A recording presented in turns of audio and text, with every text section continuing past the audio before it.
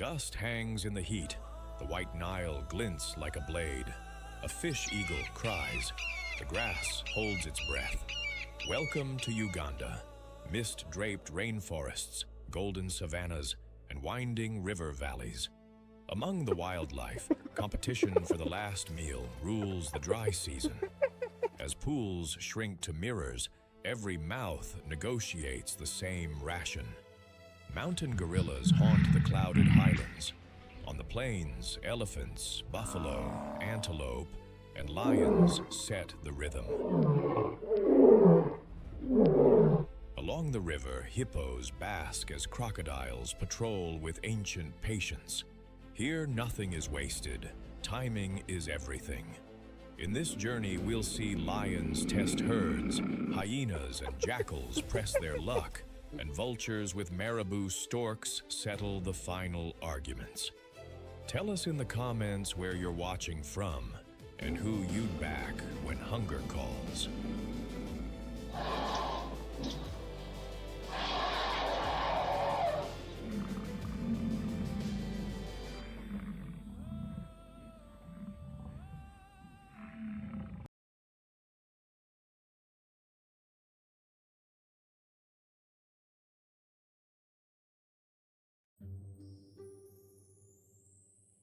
Dust lifts off the savanna like breath from a sleeping giant.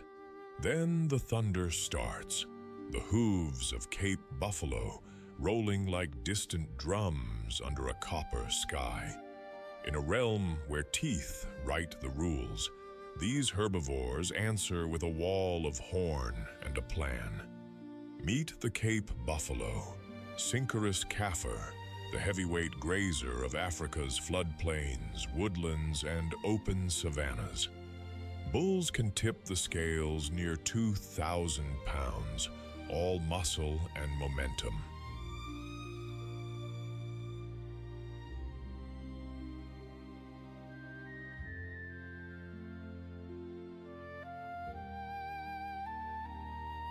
Their signature armor is the boss, horns fused at the base into a helmet of bone, turning foreheads into battering rams. When trouble finds them, they don't just run, they reorganize into a moving fortress.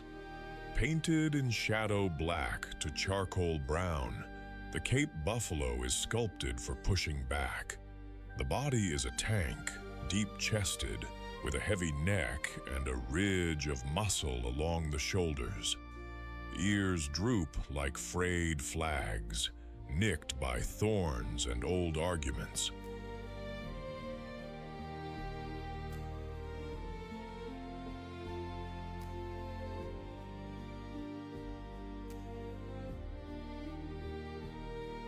The horns sweep outward and curl inward, meeting at the boss, a thick, knuckled shield that takes the hit so the brain doesn't. Older bulls wear broader, battle-scarred bosses. Cows carry slimmer arcs, elegant but still formidable. Sparse hair sheds heat, thick skin, and a subcutaneous fat layer, blunt bites and brush. Splayed hooves act like natural snowshoes on mud-soaked floodplains, spreading weight so a half-ton body doesn't sink.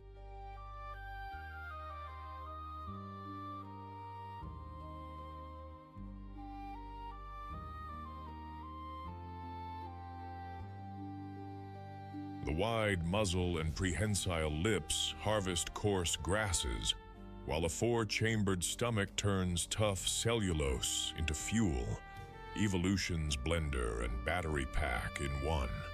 Side-set eyes give panoramic vision, sound and scent do the rest, reading lions with the breeze.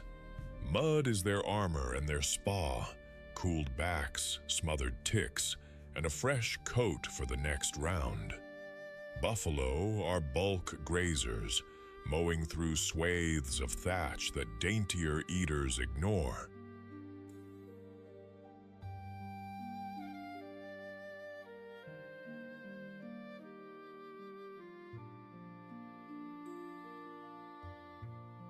They follow the rain lines, mapping green up across the landscape, and drink often. Water anchors their days. Dawn and dusk are prime time. Cooler air, better grass, fewer flies. Midday brings shade, cud chewing, and a wallow or two that turns skins slick with clay. Oxpeckers hitch rides, picking at ticks and sounding alarms with sudden chatter and wing beats. They move like weather fronts, steady, organized, and impossible to ignore.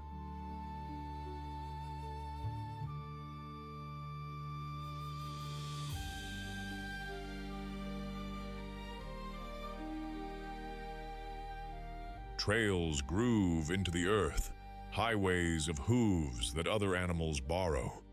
When danger approaches, the mood flips from graze to guard in seconds. Calves slide inward, mothers close ranks, and the big bulls drift to the edge where the horizon matters most. If a lion tests the line, the answer can arrive at 34 miles per hour with a horn-led opinion. Yes, a buffalo can toss a lion clean off its feet. Sometimes the hunter becomes the cautionary tale. Still, not every day is a duel.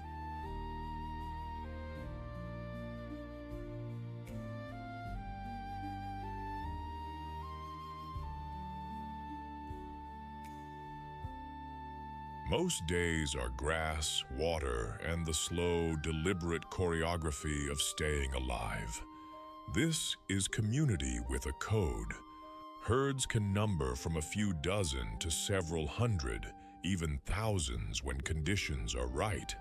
Cows and their calves form the core, guided by experienced females who remember where water holds out and which crossing points end badly. Bulls orbit, sometimes in bachelor bands, sometimes embedded as living shields.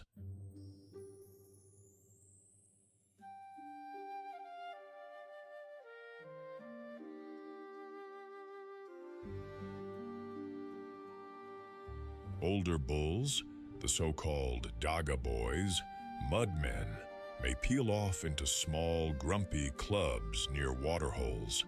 They're legends for a reason. Hierarchy among males is settled horn to horn, boss to boss, shoving matches and scything head tosses that test strength without spilling life. Calving follows the reins. Newborns are up on wobbly stilts within minutes, tucked into creches watched by multiple mothers.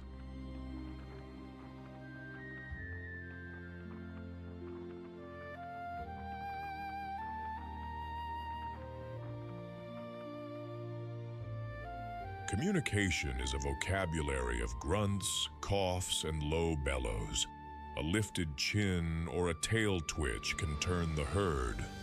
And when predators make a grab, buffalo do something most prey never dare. They counterattack. They've rescued calves, steamrolled ambushes, and escorted big cats to the exit with unambiguous enthusiasm. As living lawnmowers, buffalo keep grasses trimmed and vigorous, cycling nutrients and shaping plant communities. Hooves aerate soil, dung seeds the next generation of green.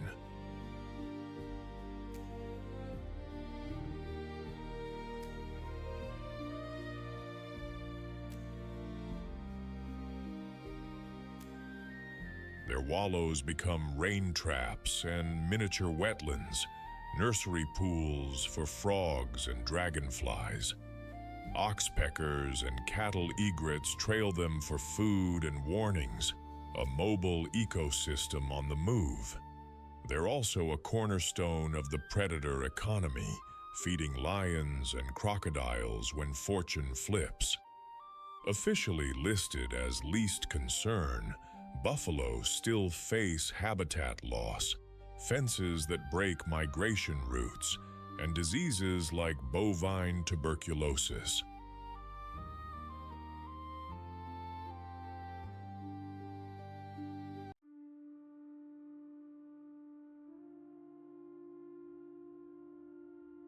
What protects them best is what defines them: numbers, cohesion, and a boss built like a helmet.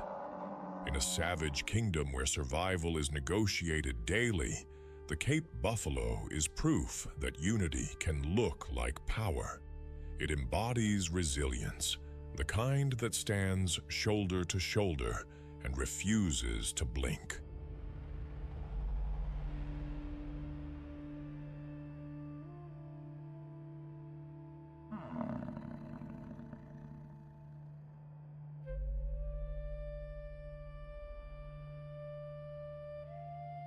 When the last green blade on the savanna becomes currency, one antelope turns survival into a spectator sport.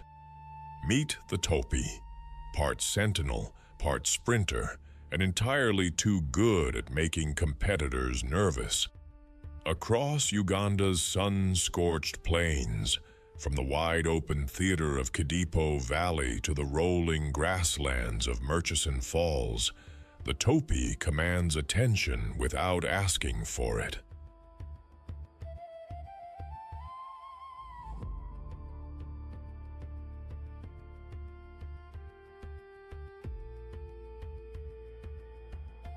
Standing tall on termite mounds like a general surveying the field, this hartebeest, yes, that's its other name, and yes, it fits, wears a coat the color of rust and old leather, a deep reddish-brown that catches the light and turns to bronze when the dust rises. The shoulders are darker, almost purple in shadow, while the face carries bold charcoal streaks that frame alert, wide-set eyes.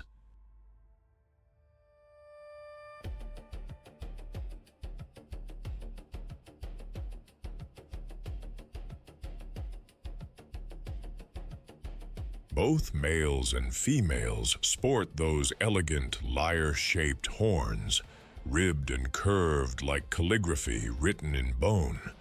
But what truly sets the topi apart is not just beauty, it's posture. While other grazers hunch and nibble, the topi stands upright, head high, as if expecting applause or predators, whichever comes first. Sculpted by evolution for endurance and efficiency, the topi is built like a distance runner with a radar system.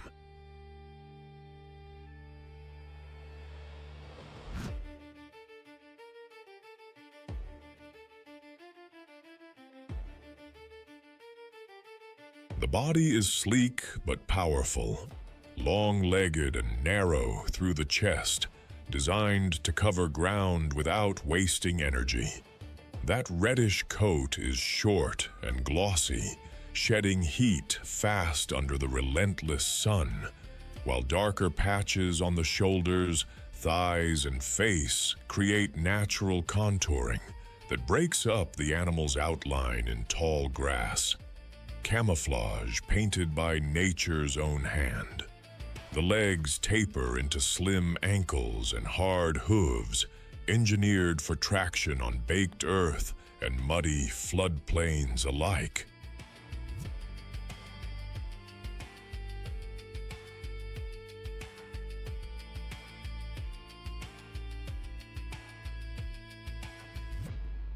Those horns, rising in smooth, backward-sweeping arcs, are not just ornamental.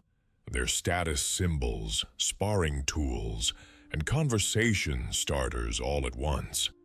Males use them in ritualized pushing matches that settle disputes without spilling blood, though the occasional clash leaves scars that tell their own stories. The eyes sit high on the skull, offering nearly 360-degree vision, a critical adaptation when lions, hyenas, and leopards write the daily schedule.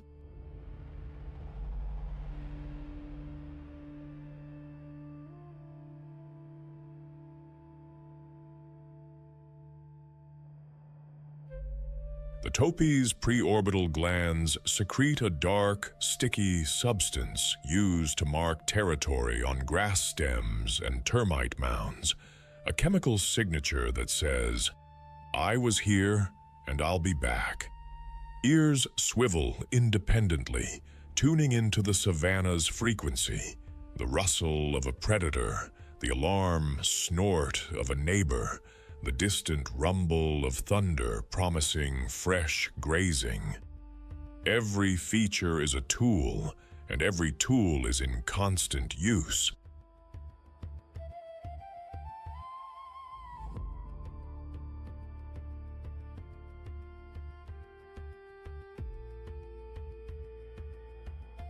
Topis are picky eaters in a landscape where pickiness is a luxury most can't afford. They prefer the freshest, greenest grass shoots, the kind that sprout after rain and vanish within days.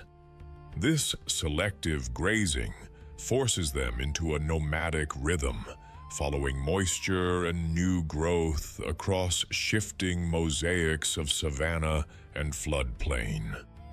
When the rains arrive, topis converge on lush patches like shoppers at a flash sale, heads down, jaws working steadily.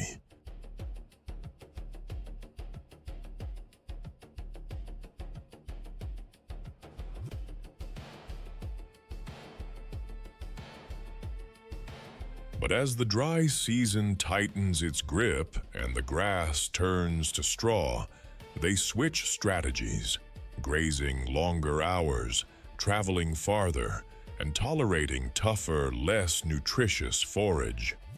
They feed most actively in the early morning and late afternoon, avoiding the midday furnace when shade is scarce and energy expenditure climbs. During peak heat, topis rest near water sources or under isolated acacia trees, chewing cud and scanning the horizon in shifts.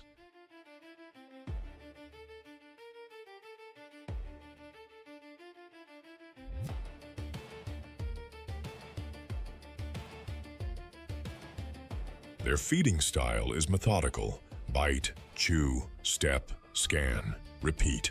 Every few seconds, a head lifts, ears rotate, and the landscape gets reassessed. Speed is their trump card.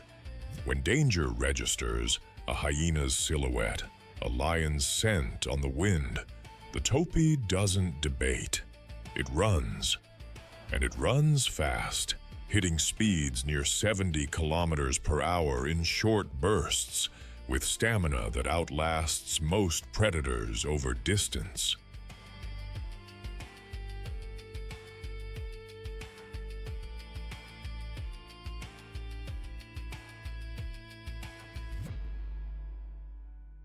The sprint often ends on high ground, a termite mound or ridge where the topi can pause, reassess, and broadcast its success with a defiant snort.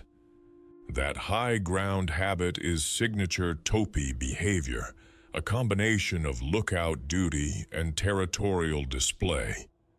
Dominant males claim the best mounds, standing like statues for hours, advertising their presence to rivals and potential mates alike.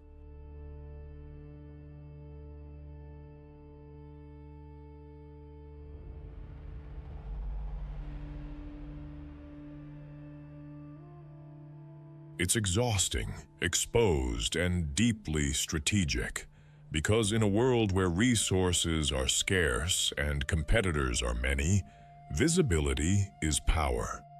Topis are social but fluid, forming groups that shift size and composition depending on season, food availability, and predator pressure. During the wet season, when grass is abundant, they gather in loose aggregations of dozens or even hundreds, a temporary democracy of grazers.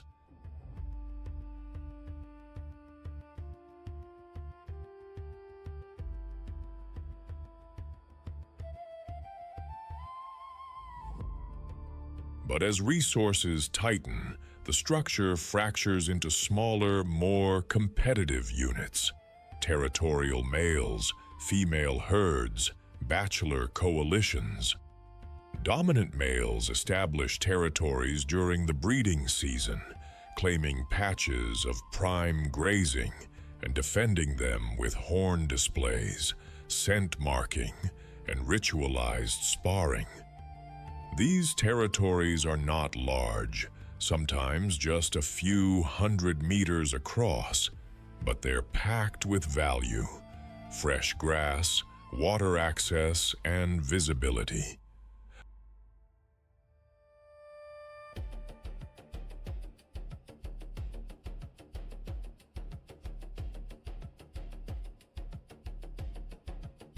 Males stand sentinel on their mounds, advertising their status with posture alone: head high, horns tilted, a living billboard that says, "This land is mine, and so is the attention."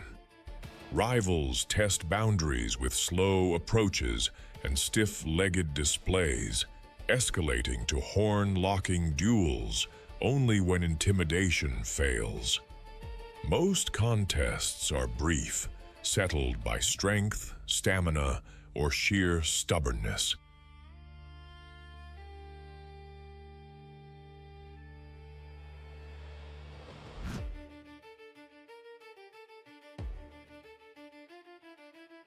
The loser retreats.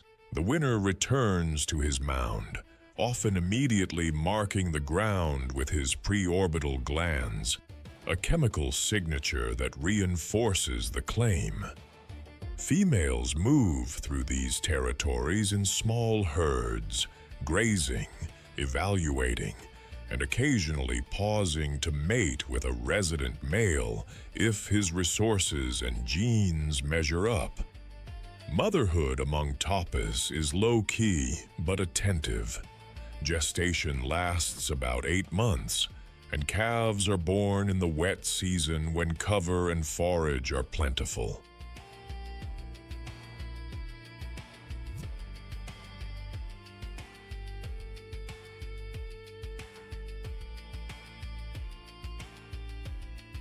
Newborns lie motionless in tall grass for the first few days, visited periodically by their mothers to nurse, a hiding strategy that reduces detection by predators.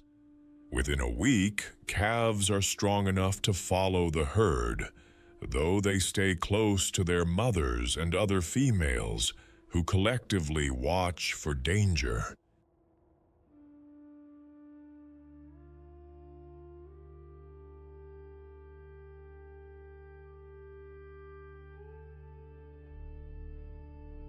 Bachelor groups, made up of young males and territorial rejects, roam the fringes, grazing where they can, sparring for practice, and waiting for their chance to claim a mound and a mate.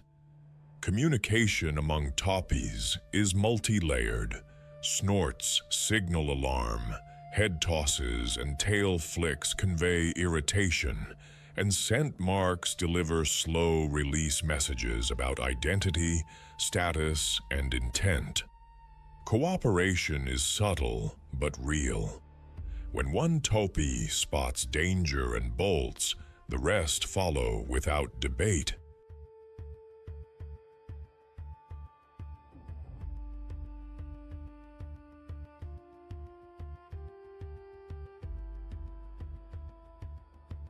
Survival here is a group project, even when the rewards are distributed unevenly. Taupes are ecosystem engineers in a landscape where every bite matters. Their selective grazing trims the tallest, coarsest grasses, opening up sightlines and creating micro-habitats for shorter species like Thompson's gazelles and warthogs. Where taupes feed, diversity follows.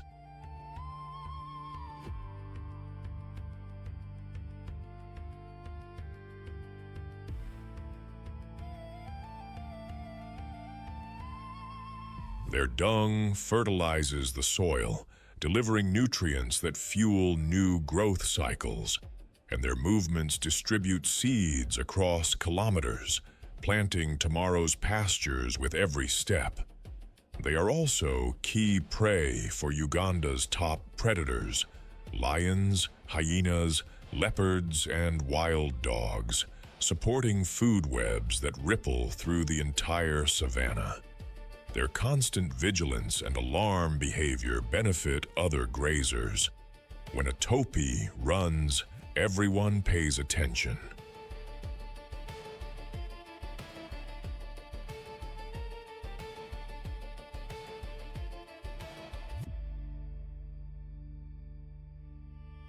Evolutionarily, topis are fine-tuned for marginal environments. Their ability to thrive on older, less nutritious grasses lets them occupy niches other herbivores avoid, reducing direct competition and spreading grazing pressure across the landscape.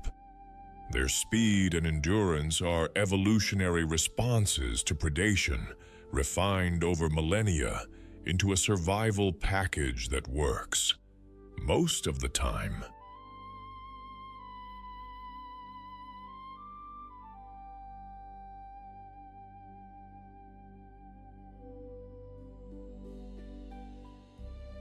Listed as vulnerable globally, topis face habitat loss, competition with livestock, and poaching pressure. Though Uganda's protected parks provide critical strongholds. In places like Kadipo and Murchison Falls, anti-poaching patrols, habitat management, and community conservation programs offer hope that these elegant sentinels will continue to grace the plains for generations to come.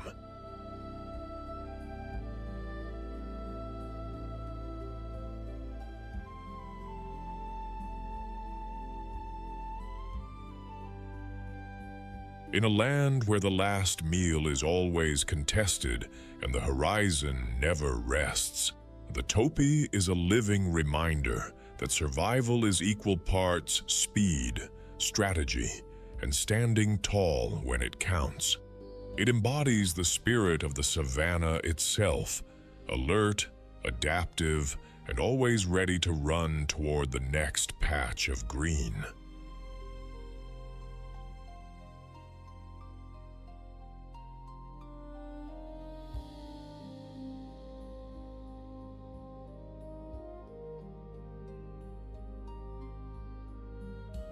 The grass is brittle, the wind is hot, and the last green patch has a waiting list. In the shimmer of Uganda's grasslands, an impala lifts its head and calculates the odds. One more mouthful before the zebras drift in. One more bite before the leopard decides to rewrite the script. Meet the impala, the elegant mixed feeder of East Africa's savannas, from Uganda's open grasslands to light acacia woodlands.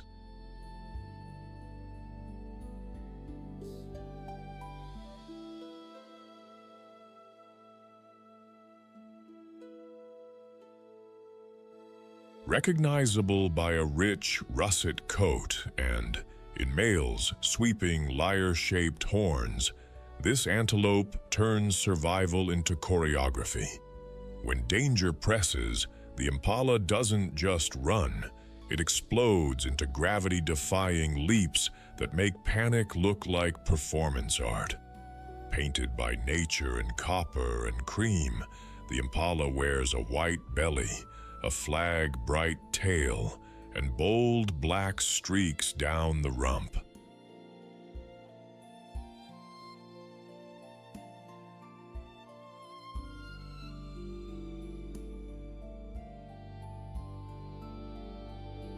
Males carry polished horns that curve and twist like carved ebony, up to nearly 3 feet long, ridged for grip during jousts.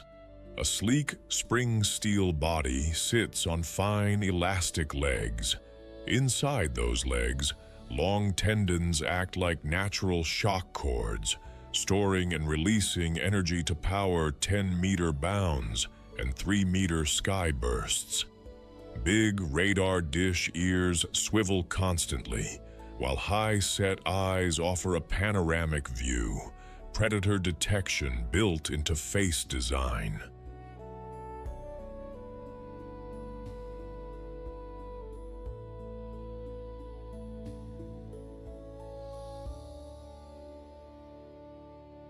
Look closer at the hind legs and you'll spot the black brushes, tufts covering metatarsal scent glands. Those tiny cologne dispensers lay down invisible breadcrumbs that help the herd stay connected as it zigzags through tall grass. Cloven hooves spread on impact for grip, then narrow for speed. A slim neck and narrow muzzle thread between thorns to pluck tender leaves other grazers can't reach.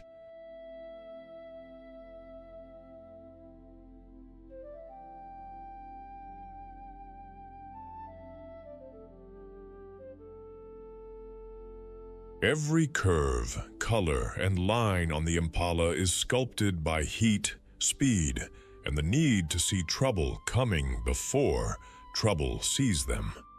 Impalas are opportunistic diners with 2 menus. In the wet season, they graze, heads down, mowing young grasses like polite lawn services. In the dry months, when the lawn browns out, they switch to browsing, nibbling fresh shoots, seed pods, and acacia leaflets. They'll even stand on hind legs to reach higher snacks, a quick impression of a ballerina with hooves.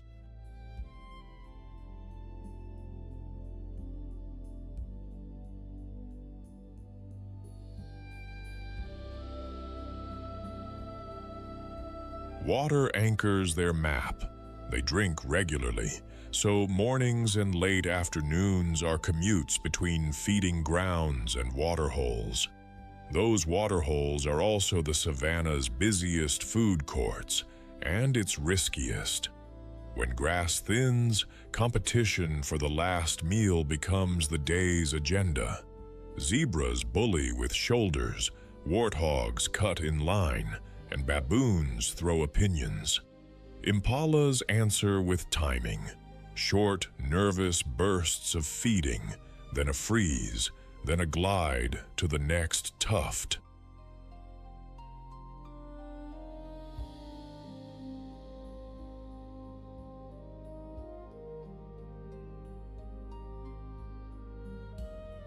A sudden snort snaps the group to attention.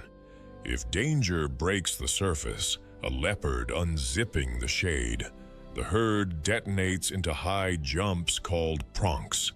They bounce, twist mid-air, and kick their heels, flashing white tails and confusing a predator's eye like living confetti. At night, they keep to open areas where something sneaking up has to work harder. Community is the impala's insurance plan. Most females travel in breeding herds, dozens strong, led by experience rather than ego.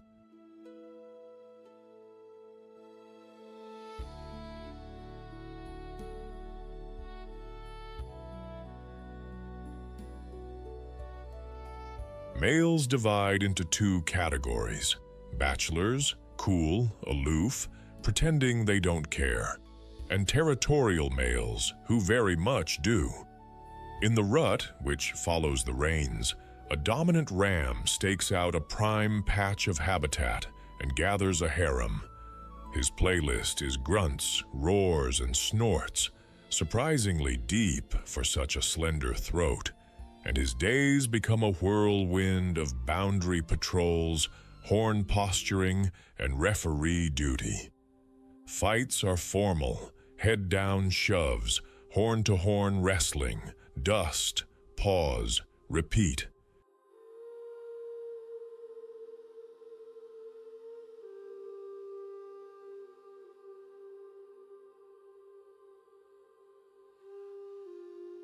Females synchronize births so that many fawns arrive within a short window, flooding the neighborhood with tiny, wobbly targets and improving survival odds. Newborns hide in cover, meeting mom for quick nursing sessions until they're steady enough to join the group daycare. Grooming is social glue. Impalas alligroom like friends fixing each other's hair, and oxpeckers ride along, picking parasites, free spa service in exchange for a perch.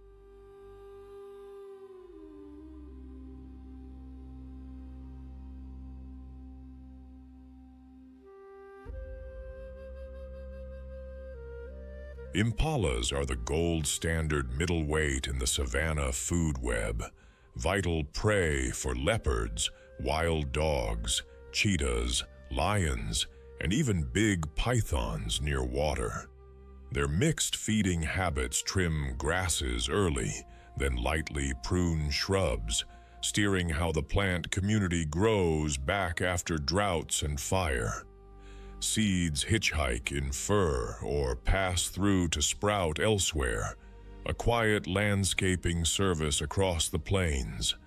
Scent marking with preorbital and leg glands maps social space without constant fighting.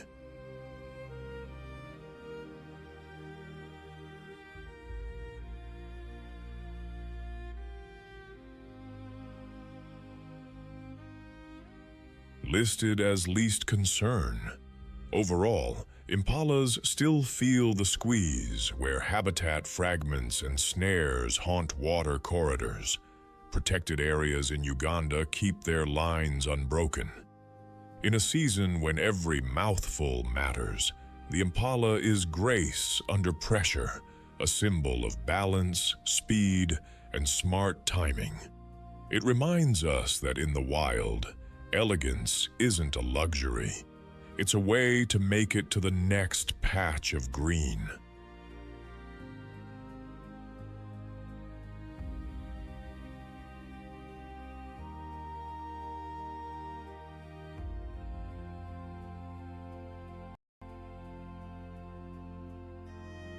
The river looks calm until the log grows eyes. In Uganda's shrinking dry season channels, meals get scarce, tempers get shorter, and the oldest ambusher on earth sharpens its patience. When the last meal is on the table, the Nile crocodile doesn't chase it. It lets hunger come to the water's edge.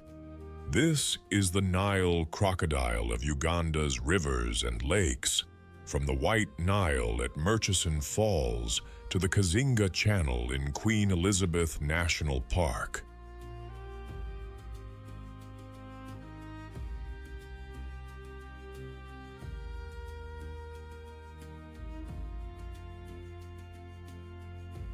Built like a living low-profile submarine, it waits with nostrils and eyes riding high, everything else erased by glare and shadow. Its jaws can clamp with around 5,000 psi of force, enough to turn a careless sip into a final mistake. Painted by nature in olive and bronze, the Nile crocodile wears a coat of rugged scales studded with bony plates called osteoderms, armor that shrugs off thorns, bumps, and the occasional bad idea from a predator.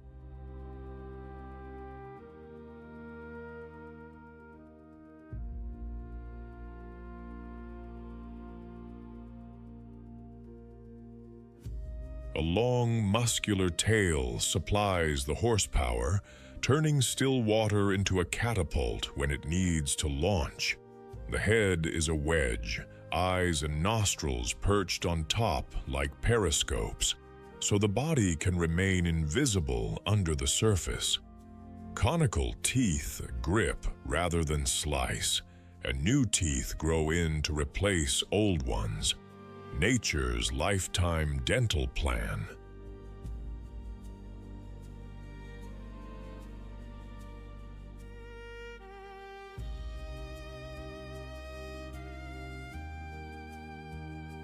A nictitating membrane works like built-in goggles, clearing vision underwater, while a palatal valve closes off the throat so it can open its mouth without drowning.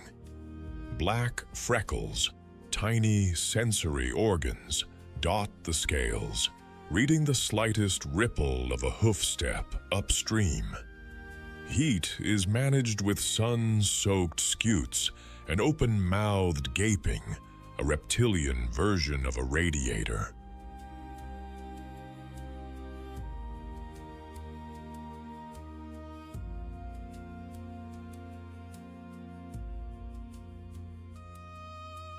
Slow metabolism, a 4-chambered heart, and dive-ready blood chemistry let it hold breath for long stretches. Patience is not just a virtue here, it is a physiology. Speed is optional. Timing is everything. A Nile crocodile can float like a shadow for hours or even days, staking out crossing points where zebras, antelopes, or warthogs must drink. It uses banks, overhanging reeds, and afternoon glare as camouflage.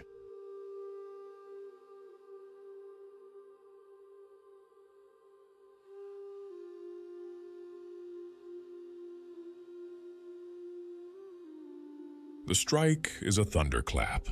Jaws snap, a body twists, and the death roll begins, using weight and water to disorient and drown.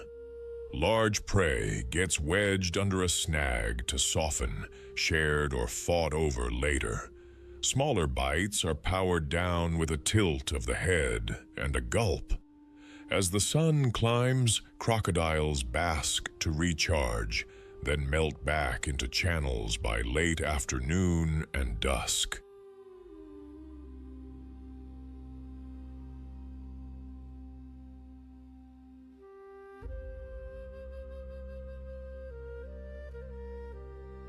In feast times, they're picky. In lean times, the menu widens. Fish, birds, carcasses drifting downriver, even a catfish unlucky enough to surface in the wrong place. And when the river thins and the buffet shrinks, competition spikes. Croc's jaw clap, tail sweep, and shoulder in for position over a last sliver of meat, while marabou, storks, catfish, and bold monitor lizards circle like opportunists at a clearance sale. Crocodiles are solitary strategists with a social rulebook.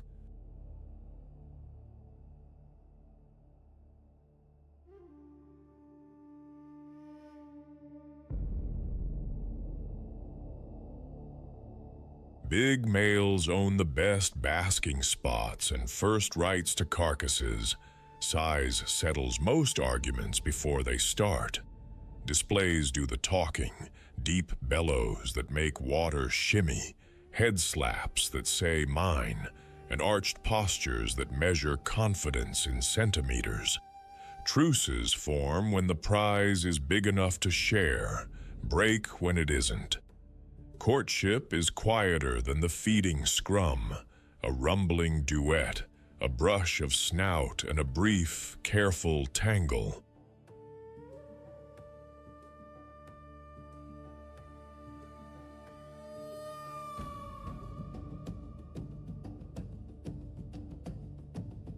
Females mound nests of sand and vegetation above floodline.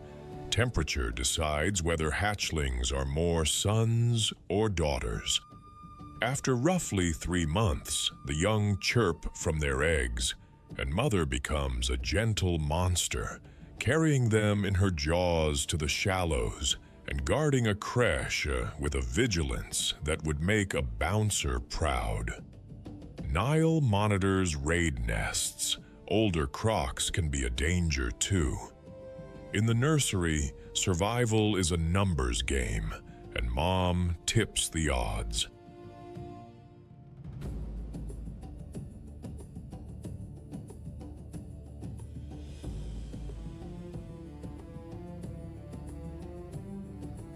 As apex predators, Nile crocodiles redraw the map of behavior for anything that drinks, wades, or swims. They cull weak and unwary animals, clean up carrion, and shuttle nutrients from land to water with every meal, feeding whole scavenger guilds, storks, catfish, even the microbes that turn scraps back into life. Eggs and hatchlings feed monitors and mongoose, a reminder that even a king pays into the food web.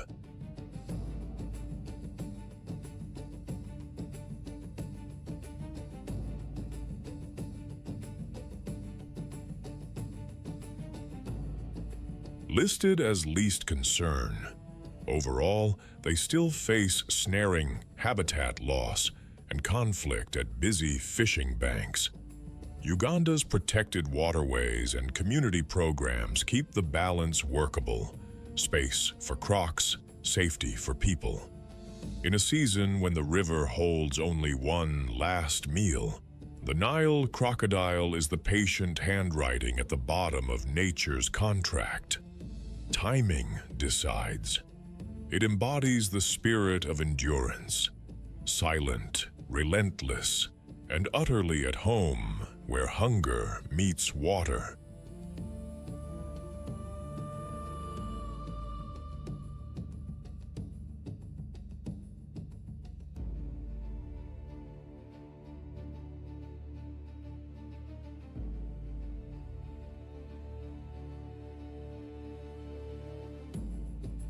When 6,000 kilograms of gray muscle and ancient memory walks toward the last waterhole, every creature on the savanna pays attention. The African elephant doesn't just compete for resources, it rewrites the rules entirely, carving wells from stone, toppling trees like matchsticks, and deciding who drinks and who waits.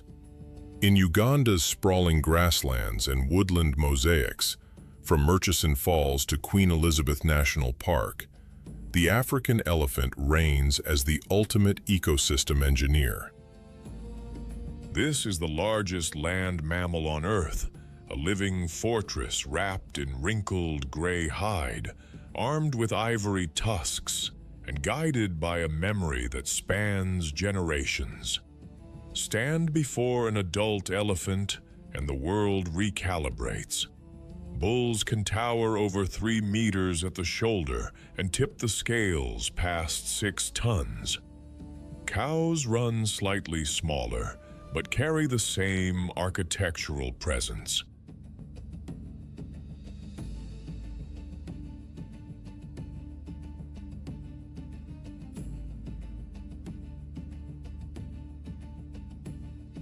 Their skin, thick as canvas and textured like ancient riverbeds, shifts from charcoal gray to rust red, depending on the dust bath of choice. Nature's sunscreen and parasite repellent rolled into one. Those ears, massive and veined like continent maps, flap not for show but for survival, radiating heat through a network of blood vessels that can drop body temperature by several degrees in minutes.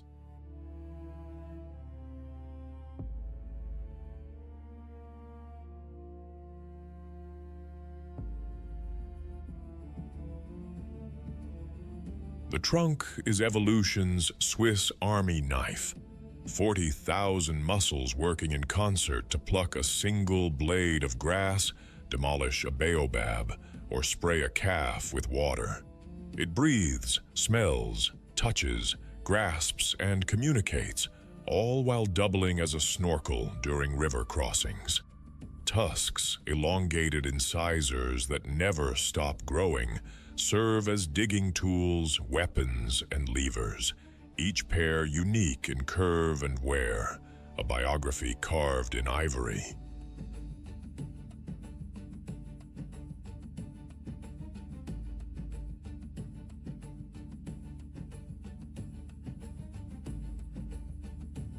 Pillar-like legs absorb impact with cushioned foot pads that distribute weight so evenly An elephant can walk across swampland without sinking, and those eyes, small and amber-lit, hold a depth that makes you wonder what centuries of knowledge might look like from the inside. An elephant's day revolves around one relentless equation: 150 to 200 kilograms of vegetation equals survival.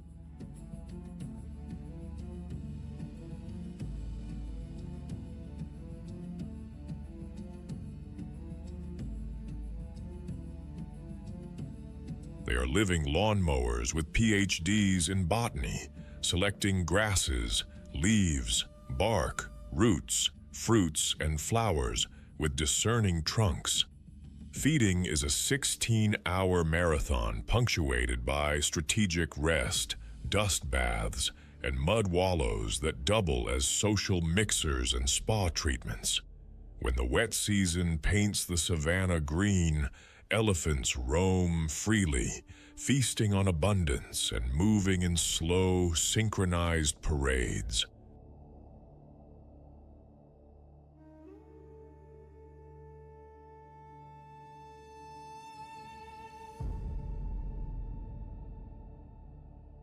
But when the dry season tightens its fist and water holes shrink to cracked memories, the elephant's genius ignites. They dig. Using tusks as excavators and trunks as shovels, they bore into dry riverbeds, cracking through baked earth to reach underground aquifers. These elephant-engineered wells become communal lifelines. Zebras, warthogs, baboons, and birds all queue for a sip from holes. Only elephants had the strength and knowledge to create.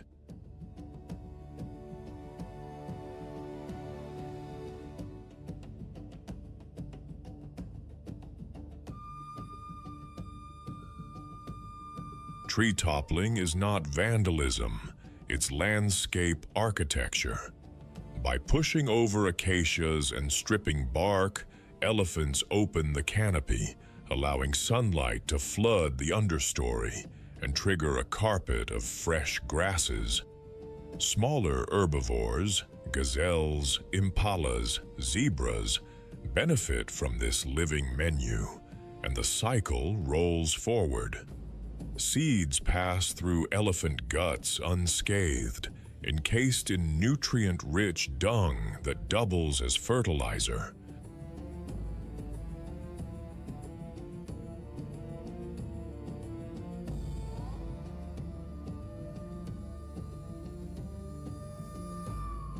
Germination rates for certain trees spike when elephants are the delivery service. One herd, moving across 50 kilometers, can plant an entire forest without ever meaning to. Elephant society is a matriarchy written in dust and memory. Herds center on an older female, the matriarch, whose decades of experience guide every decision. Which water source to trust, when to migrate, how to read storm clouds on the horizon, and which humans mean harm.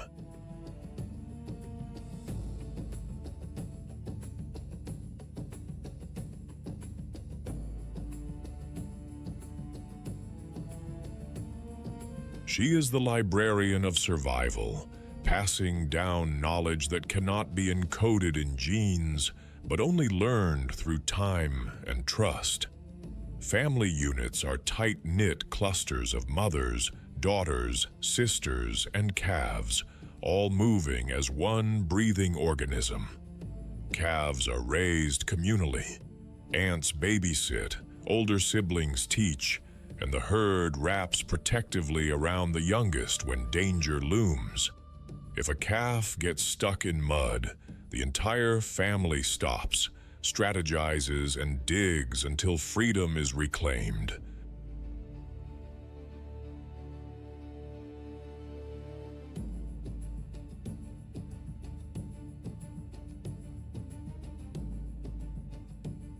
Communication is a symphony played across frequencies. Low-frequency rumbles, felt more than heard, ripple through the ground for kilometers, coordinating movements between distant groups. Trumpets announce alarm or excitement. Ear flaps, tail swishes, and trunk gestures form a body language as nuanced as any spoken word.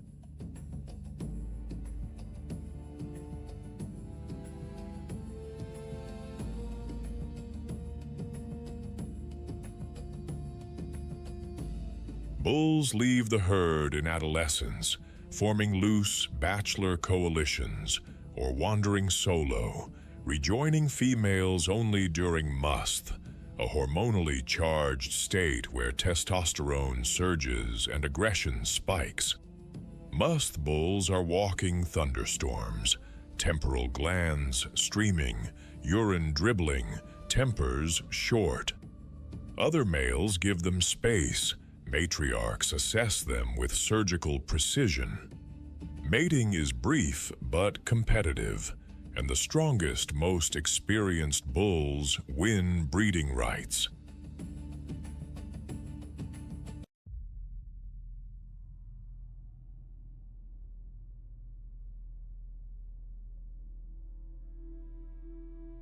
When an elephant dies, the herd lingers. They touch the bones with their trunks, stand in silence, sometimes returning years later to the same spot. Scientists debate the word mourning, but anyone who has watched this ritual knows elephants remember, and they grieve. Elephants are the savanna's construction crew, pest control, and freight service all at once. By clearing overgrown woodlands, they prevent bush encroachment and maintain the grassland-woodland mosaic that defines Uganda's parks.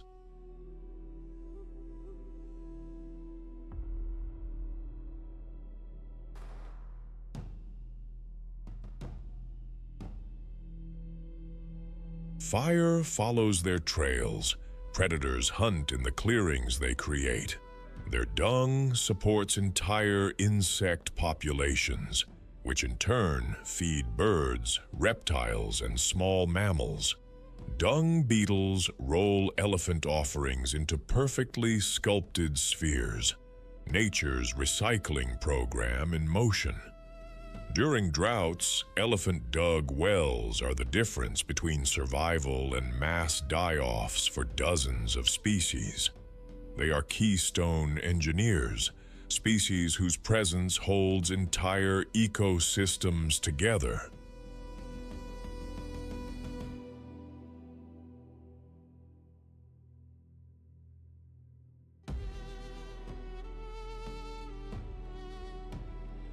Remove them, and the structure collapses. Yet adaptation comes at a cost. Poaching has decimated populations across Africa. Uganda's herds are healthier than most, but the scars remain. Tuskless elephants, once rare, are now more common in areas where ivory hunters selected heavily for large tusks, a brutal form of unnatural selection. Human-elephant conflict simmers wherever farms meet migration routes.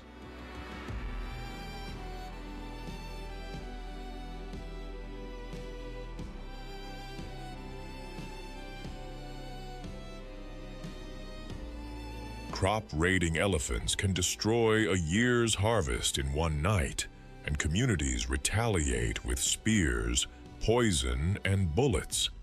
Conservation efforts hinge on coexistence, electric fences, chili pepper deterrents, and compensation schemes that reward tolerance instead of revenge.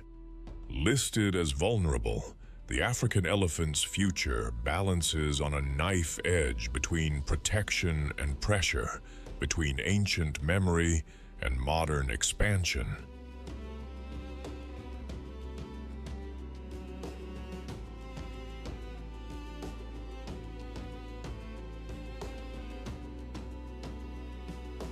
In a landscape defined by competition for the last meal, the last drink, the last safe corner, the African elephant does not merely survive.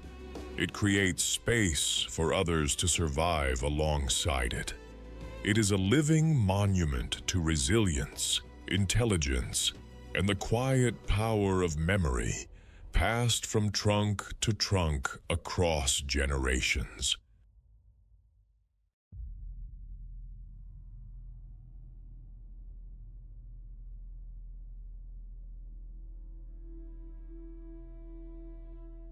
To watch an elephant herd move through golden light is to witness the savanna's heartbeat made visible, slow and unstoppable, carrying the weight of the world with grace that defies gravity.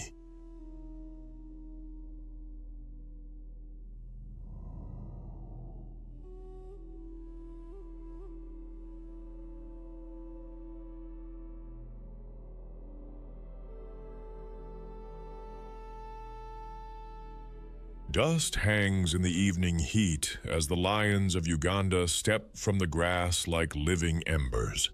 Ahead, a wall of Cape buffalo lowers its horns, and the savanna holds its breath. This is the competition for the last meal: strategy versus muscle, patience versus thunder.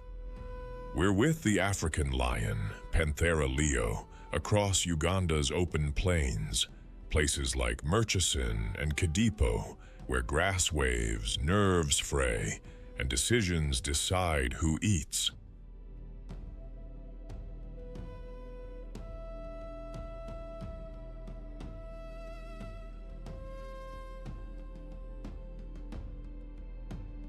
The lion is Africa's only truly social big cat, a hunter that trades solitude for teamwork. One look sets it apart. The male's mane, a storm cloud of hair. The lioness, sleek and purposeful, every line built for the job at hand. Painted in tawny gold that mirrors dry grass, the lion is sculpted like a sprinter who learned to wrestle. The forequarters are heavy with muscle, the shoulders lifted, the neck thick, perfect for grappling prey that fights back.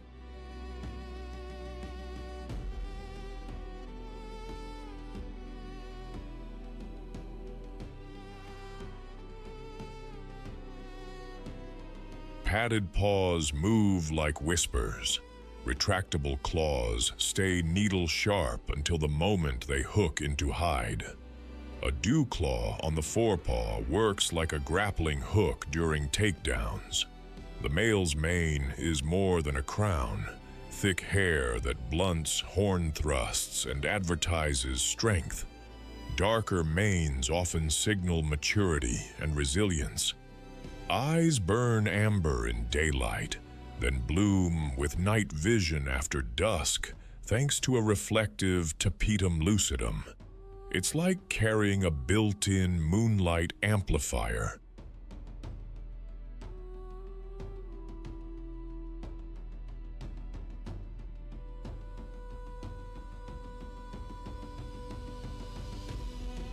Whisker spots map unique IDs, a social barcode for pride life.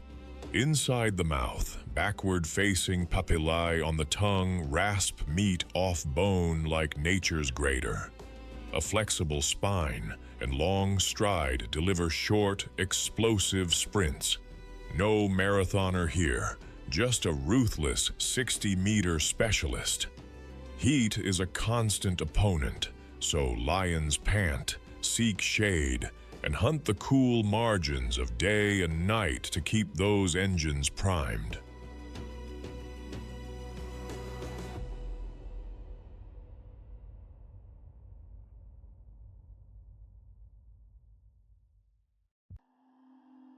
Lions are crepuscular by design. The world between sunset and starlight is their office. When buffalo are the target, the pride reads wind and terrain like a playbook.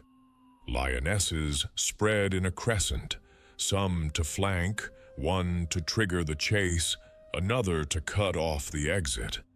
They aim to separate a calf, a tired cow, or a bull that has strayed, because one wrong step against the full herd can be disaster.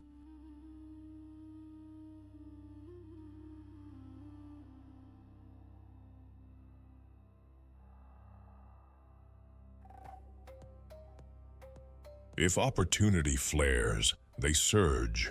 Forelimbs latch, bodies pile on, and a lioness clamps the muzzle or nose to suffocate, while others anchor the hindquarters. But the battlefield bites back. Buffalo wheel into a living fortress, calves inside, horns out.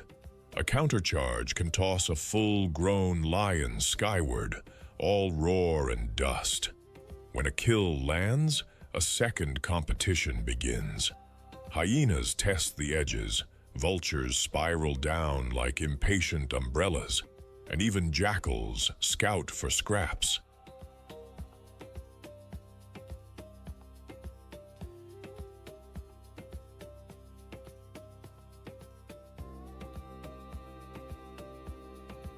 The pride drags the carcass to cover, eats fast and defends harder, gulping tens of pounds in a sitting, then cooling off in the grass with bellies like drumheads, knowing the night still keeps score.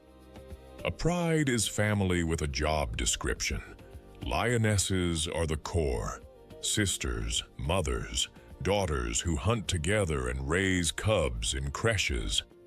Males, often in coalitions of 2 to 4 brothers, hold the territory and act as bouncers at the buffet, defending kills from hyenas and rival lions.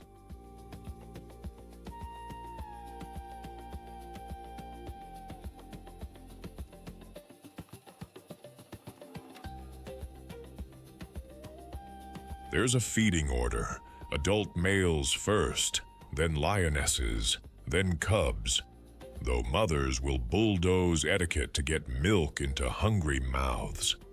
Communication hums through the pride, head rubs that swap scent, chirps and grunts that keep formation, and roars that roll across miles, staking a claim without lifting a paw. New males mean danger for cubs. In a harsh calculus, takeovers can bring infanticide, followed by a rush to mate and reset the pride's future.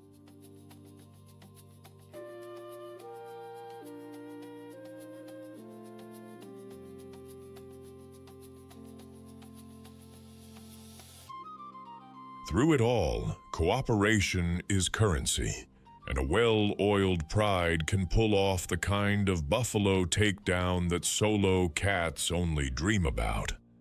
Lions are regulators, shaping where herds graze and which animals thrive. By targeting the weak, the sick, and the unlucky, they trim populations and keep disease in check. Their kills power an entire after-party of scavengers, hyenas, vultures, beetles, and the soil itself.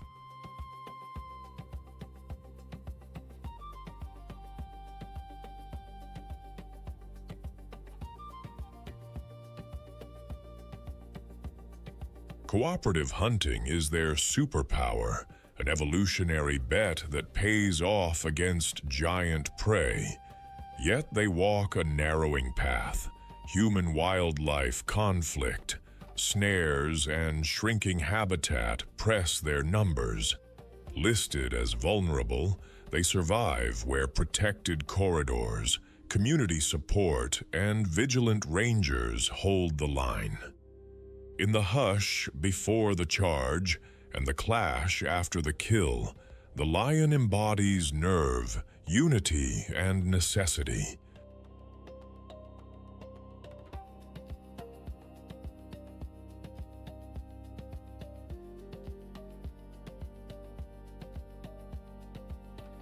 It's a living reminder that in the wild, the last meal is never guaranteed. and that's exactly what keeps the savanna alive.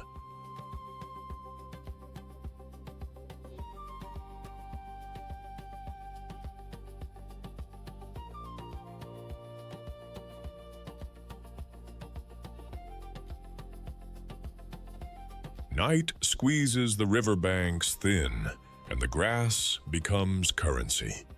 A hippopotamus heaves from the white Nile like a gray submarine, eyes shining, jaws ready for business. Before dawn shuts the buffet, every mouthful matters. This is competition for the last meal. Meet the hippopotamus of Uganda's calm rivers and lakes, massive, water-wired, and famously misunderstood.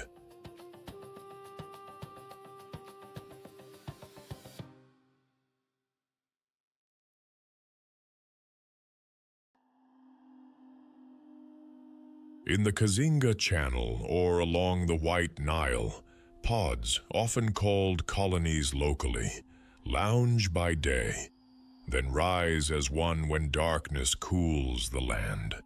It looks slow, but do not be fooled. A hippo can sprint at around 30 kilometers per hour on land and move through water with startling force, making it one of Africa's most territorial and dangerous giants. Painted in slate gray and chocolate brown, the hippo is a barrel of muscle on stumpy, piston legs. Evolution's amphibious tank.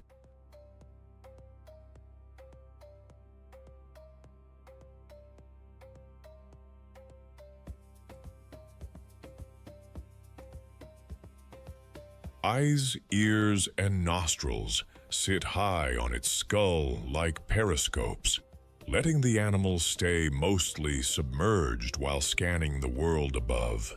The nostrils seal, the ears clamp, and that dense body walks the riverbed rather than truly swimming, a bottom gallop powered by heavy bones that act like ballast.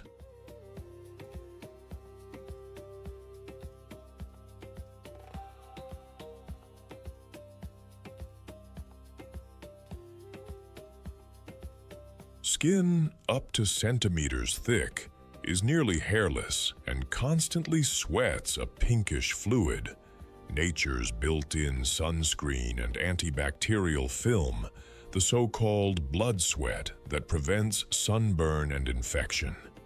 And then there is the mouth, a 150-degree hinge armed with chiseling incisors and saber-long canines, the famous tusks, capable of carving through reeds, rivals, or any mistake that gets too close.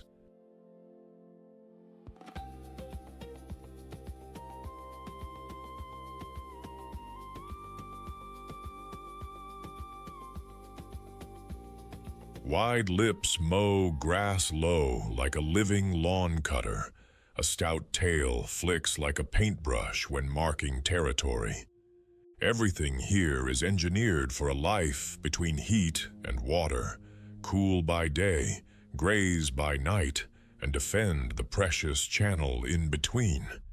Daylight is for soaking, dozing, and social politics in the shallows. But when the sun dissolves, the pod rises and files out along hippo highways, polished trails through reeds and scrub to feed.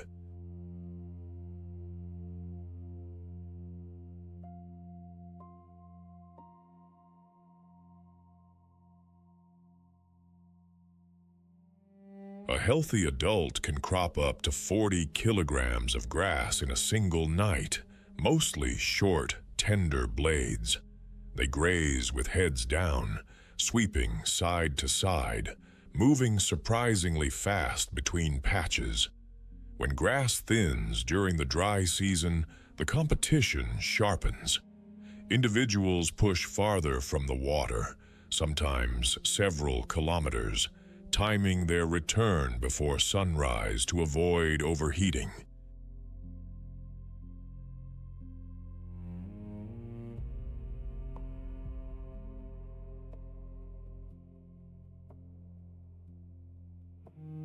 That last meal before dawn turns tense, shoulders bump, ears flick, and a wide-mouthed yawn blooms in the half-light, a warning display that says, "This patch is mine." On land, hippos are generally less territorial, but at the water's edge, the rules harden.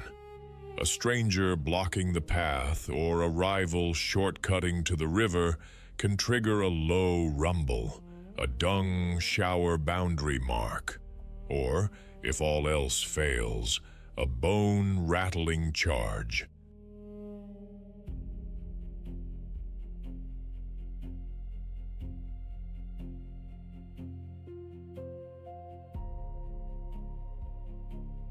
Calm one moment, explosive the next, because in hippo math, full belly plus safe water equals survival. Hippo society gathers under a dominant bull who claims a stretch of river like a landlord with very sharp keys.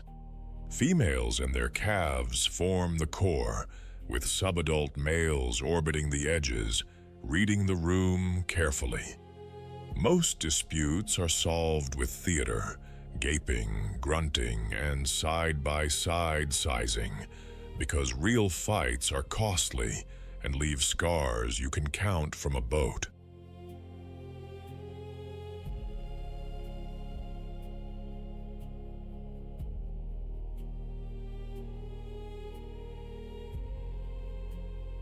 Mothers keep calves tucked along their flanks, boosting them to breathe when the shallows deepen, and sometimes parking them in loose nurseries where a few vigilant cows babysit. Communication is constant. Wheeze honks echo across the water. Underwater rumbles travel like secret messages through bone and riverbed. Come feeding time. Departures and returns feel synchronized. Cohesion that reduces chaos on narrow trails. But scarcity frays patience.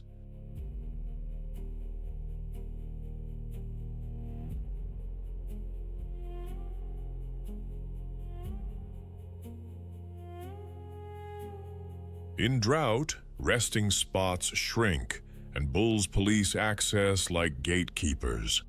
That last mouthful of sweet grass can spark a domino of shoves and splashes when everyone tries to beat the dawn. Hippos are nutrient engines.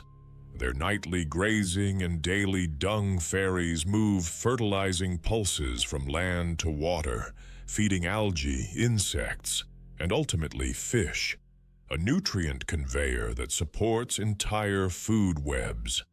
Hippo paths shape wetlands. Their wallows carve micro-habitats for birds and amphibians.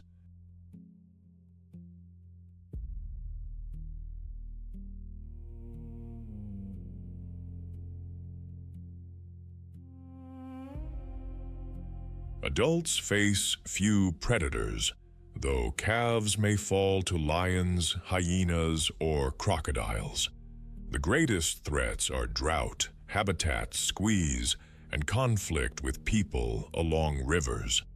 Though still common in protected Ugandan waters, the species is globally vulnerable, and its future depends on healthy waterways and space to graze. In the hush before sunrise, when the grass is short and the stakes are high, the hippo embodies quiet urgency, power tempered by routine.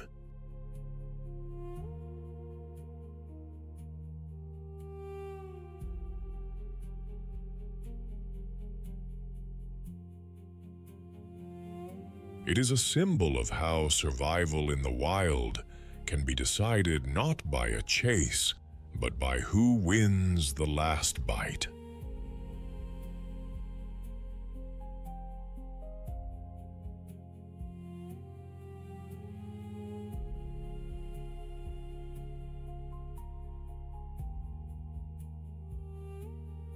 On a rocky kopje above the scorched plains, something watches everything. Not a predator with fangs, something smarter. Eyes that calculate, hands that build, voices that carry politics and danger warnings in the same breath. The olive baboon of the Serengeti Mara has no venom, no camouflage, no blinding speed, and it doesn't need any. It has something rarer out here, intelligence worn like armor. Meet the olive baboon, one of Africa's most widespread and adaptable primates. Ranging from the Serengeti's open grasslands to the dense woodlands of the Mara River corridor, they thrive in landscapes that would exhaust specialists.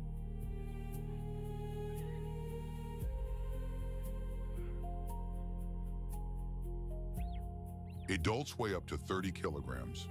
Males wear a thick, shaggy mane of olive gray fur and carry canine teeth longer than a leopard's. Females are lighter, leaner, and run the social world. That dog-like muzzle, heavy and long, houses scent glands, jaw muscles, and a set of teeth that double as tools and weapons. Dark, intelligent eyes sit close set under a heavy brow that furrows like a general reading a battlefield. Hands are almost human in their precision, opposable thumbs that peel bark, crack acorns, lift stones, and hold infants with equal delicacy. A bare, colorful rump signals social status and reproductive condition without a single word.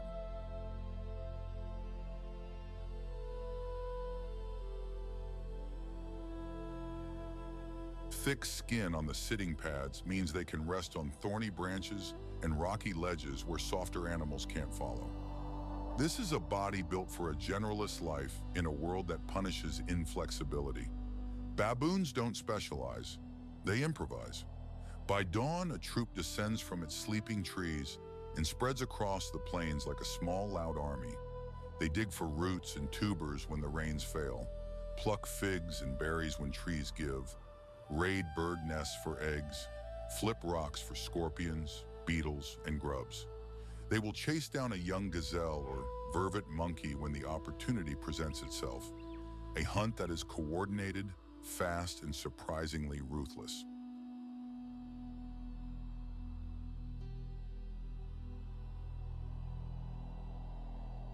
Males can take a full-grown impala fawn, shoulder it, and carry it back to the group before a lion has time to react. Their diet is a 40-item menu written in chalk, always subject to revision. Water smart, they can survive in semi-arid country by reading dry riverbeds, digging shallow wells with cupped hands where others see only cracked mud. Predators are the constant tax. Leopards are their oldest enemy, hunting at night and from above. A large male baboon is a genuine threat in return, and leopard hunts on baboon troops sometimes end with the leopard retreating.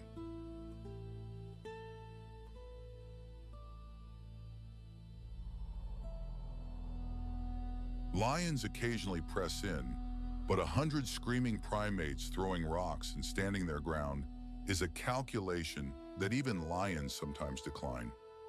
Martial eagles drop from height for juveniles. Baboons answer with mobbing and alarm calls that cascade through the troop in seconds. In this savage kingdom, brains are social. A baboon troop, anywhere from 20 to 200 strong, is not a mob. It's a republic with memory. Female lineages anchor the group. A daughter inherits her mother's rank, sisters back each other in disputes. Old females remember waterholes not used in 10 years and lead the troop there when drought tightens.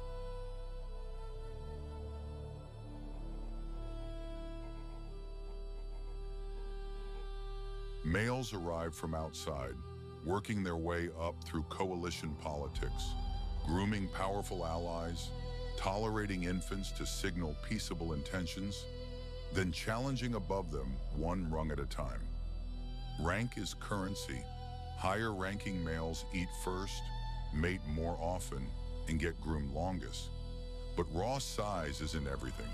A smaller male with the right friends can outcompete a larger rival who burned his bridges.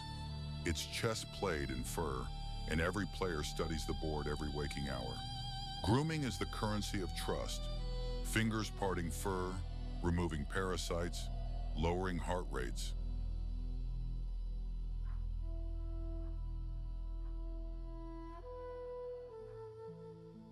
Research shows that females with more grooming partners lose fewer infants to predators. Social bonds are literally life insurance. Infants are born black, an advertisement that triggers care from almost every adult in the group. Even gruff males carry the small dark bundles, offering them as social shields when approaching dominant rivals. The troop communicates in a rich vocabulary, at least 30 distinct vocalizations, from the soft two-phase grunt that says all clear to the explosive wahoo bark that says leopard now, run. Facial expressions mirror those of humans. A lip smack means friendliness. A yawn shows those canines and means back off. A fear grimace is submission.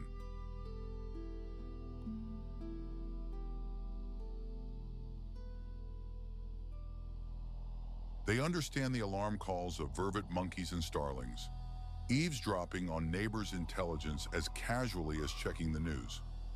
Baboons are engineers of small disruptions that add up to large effects. Their digging aerates soil and exposes buried seeds to light. Their dung deposits scatter germinated seeds miles from the parent tree, making them important dispersers for dozens of plant species. By raiding crops on the savanna's edge, they draw conflict with humans, a pressure that is growing as farmland fingers deeper into wild corridors. They are prey for leopards, lions, crocodiles at river crossings, and large eagles, feeding the full pyramid.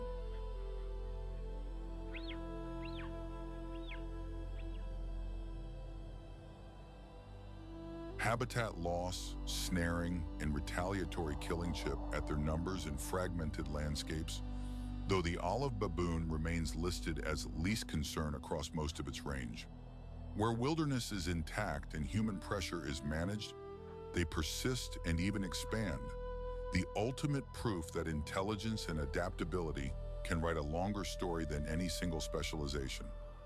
In a land where survival usually belongs to the fastest, the most venomous, or the most massive, the baboon earns its place by being the most aware. It embodies something the savage kingdom rarely advertises, that knowing your world, who is hungry, who can be trusted, where the water hides, can outrun claws on any given day.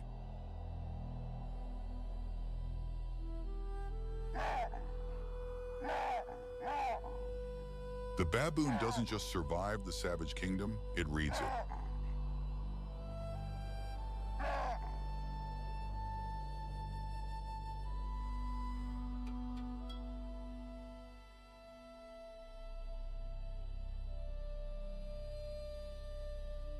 Dawn runs a hot finger across the savanna, and the painted wolves wake as one. Ears like satellite dishes, eyes bright with purpose, they don't stalk in silence. They storm with strategy. In this savage kingdom, survival isn't about lone heroics. It's about the pack that refuses to quit. Meet the African wild dog, the painted wolf of Africa's grasslands and light woodlands.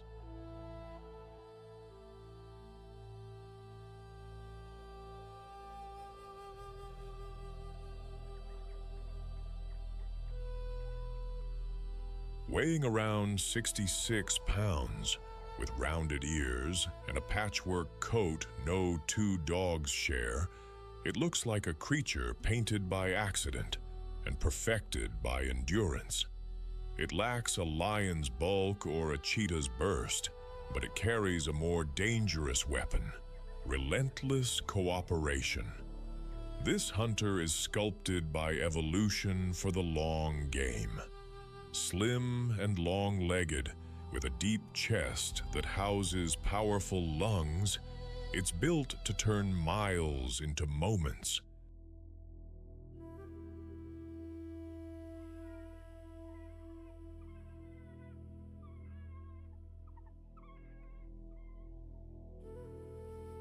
Each coat is a one-of-a-kind gallery of ochres, blacks, and whites. That chaos of color acts like visual static, scrambling edges when the grass starts to fly. The ears, wide, round, always swiveling, are heat radiators and precision receivers, cooling the body while triangulating the faintest rustle. A white-tipped tail flags through tall grass, a living baton to keep the team in sync. Look down at those feet. 4 toes, no dew claws.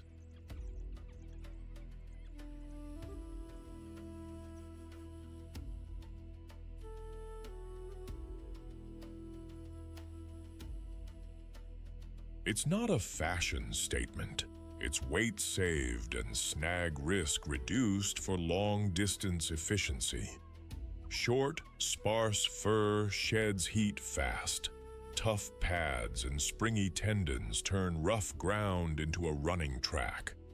The jaw isn't lion strong, but combined with numbers, it becomes exactly what it needs to be: effective. Every angle says the same thing. Not a sprinter, a finisher. Their day begins with a rally.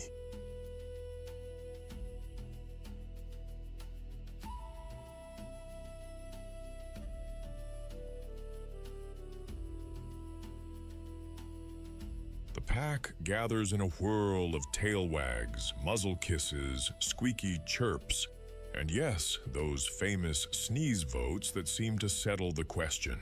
Hunt now or later? It looks like a party. It's actually logistics. At first light and again near dusk, they fan out, reading tracks and wind, then morph into a moving machine. Unlike the explosive ambushes of cats, wild dogs wage a marathon.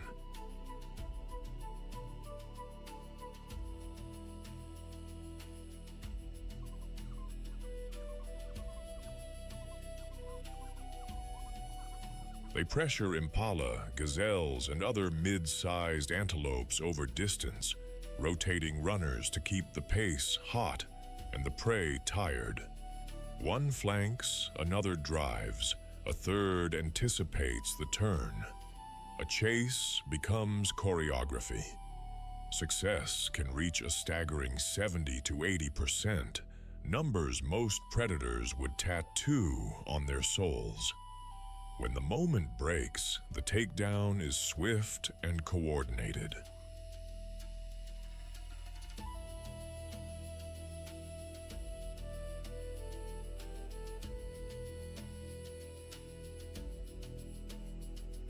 They feed immediately, sometimes while the prey is still painfully alive.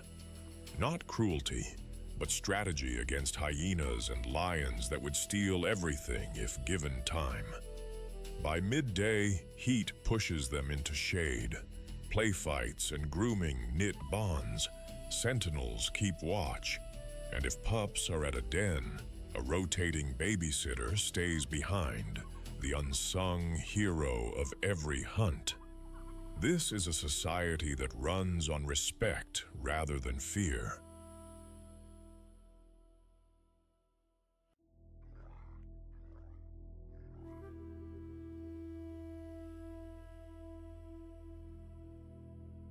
An alpha pair leads typically the only breeders, while brothers and sisters, many related, some adopted through dispersal, become a staff of expert aunties and uncles.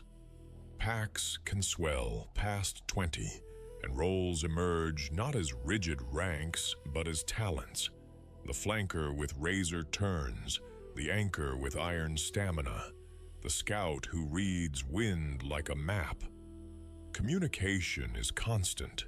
Trills, twitters, soft whines, and that white tail held high to signal direction in chaos.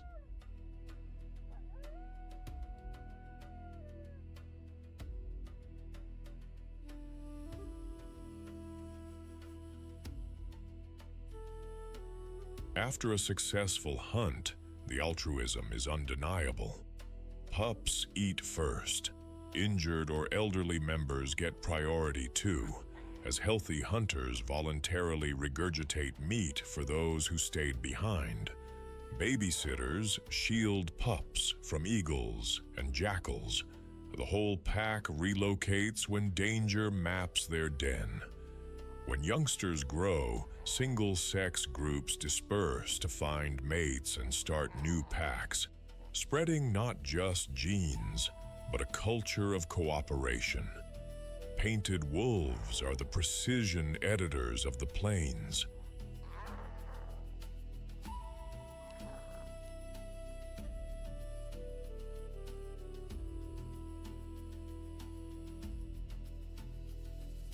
By favoring weak, sick, or unwary prey, they help keep herbivore populations healthy and moving, trimming disease and shaping where grasslands recover. Their swift feeding leaves clean leftovers for vultures and jackals, turning one kill into a feast for many. They den in old aardvark burrows, recycling architecture like pros. But their world squeezes. Lions and hyenas wage constant turf wars. Snares and roads cut corridors. Disease, rabies, distemper can scythe through entire packs.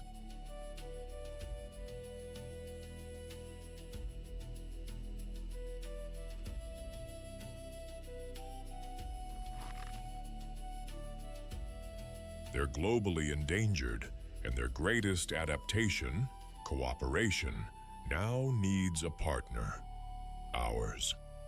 In a land that can be merciless, the painted wolf proves that the fiercest weapon is a family that runs together. Brutal in the chase, tender in the circle, they embody the spirit of survival through unity.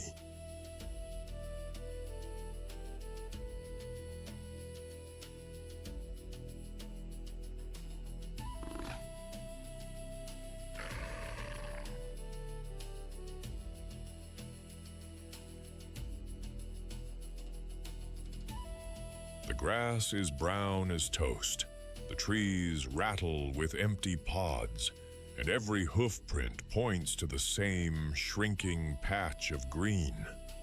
In the Ugandan savanna's late-season hush, the eland moves like a quiet heavyweight, calm, deliberate, and built to outlast the rush. When food becomes a rumor, endurance becomes a strategy. And the last meal is a contest you win by staying on your feet.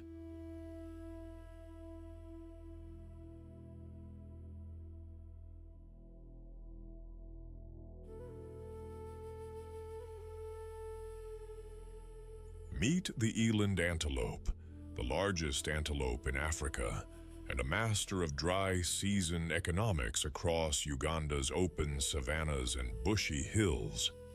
It's instantly recognizable by its massive frame, pendulous dewlap, and elegant corkscrew horns that curve skyward like carved ivory. Where impala sprint and scatter, the eland plays the long game. Heat-tolerant, energy-efficient, and tall enough to browse a buffet most others can't reach.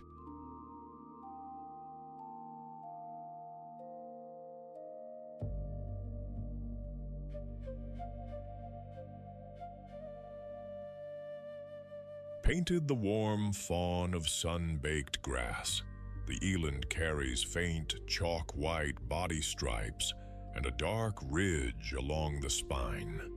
Subtle brush strokes on a living canvas. Mature bulls deepen in color, with a smudge of bluish-black on the forehead and heavy neck hair that shades and signals strength.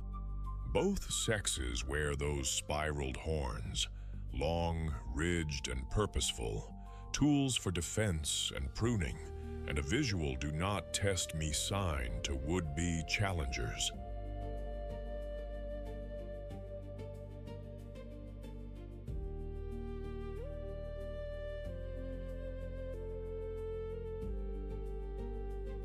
A broad, pendulous dewlap hangs from the chest, not a fashion statement, but a radiator.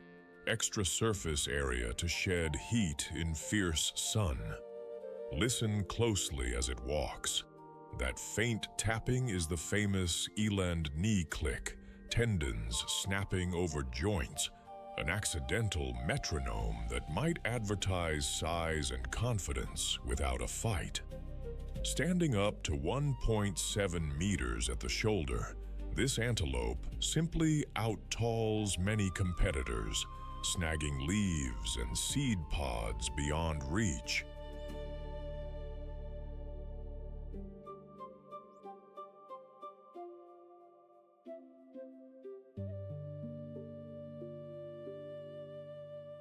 Evolution tuned its internal plumbing, too. A powerful rumen breaks down tough, fibrous browse. Kidneys and gut conserve water.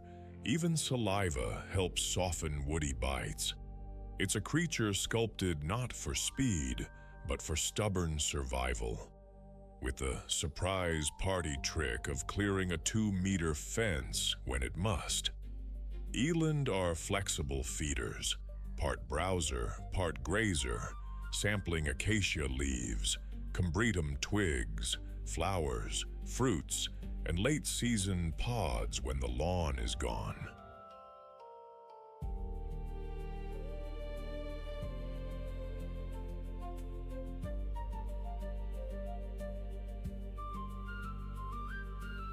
In the dry months, they shift upward, working higher branches and plucking what others can't touch with a long, prehensile tongue and careful lips.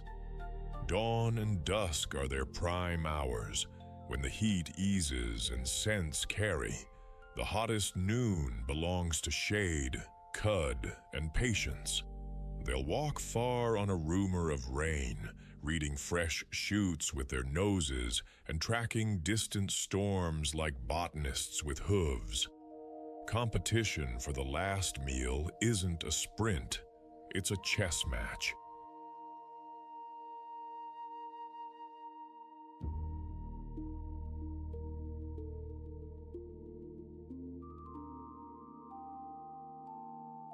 While zebras grind the stubble and buffalo muscle into the remaining grass, eland sidestep the crowd and browse the overlooked edges. Predators complicate the schedule. Lions and spotted hyenas test the margins. So eland feed with one eye up and an ear on the wind. If trouble closes in, they pivot from slow elegance to long stride power, horns down, dewlap swinging. They can't match a sprinter, but they can keep going and going into stonier ground where big cats lose their nerve and footing.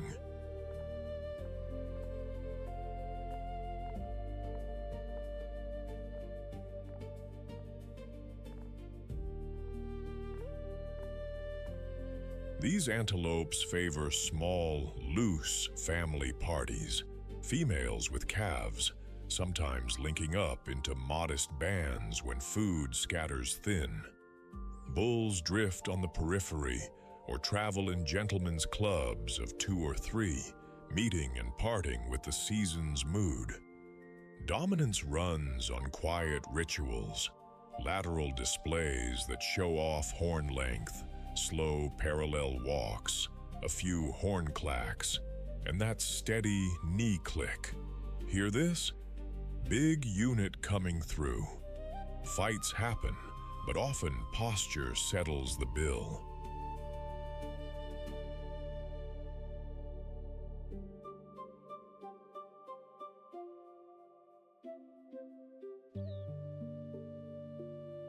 Calves spend their first weeks hidden and still, mothers parking them in cover and circling back to nurse.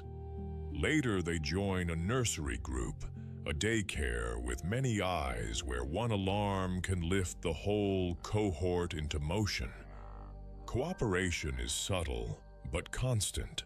Shared vigilance, shared routes to browse stands, and a group memory of safe passages to rugged slopes when lions start drawing maps. Eland are the high-reach gardeners of the savanna.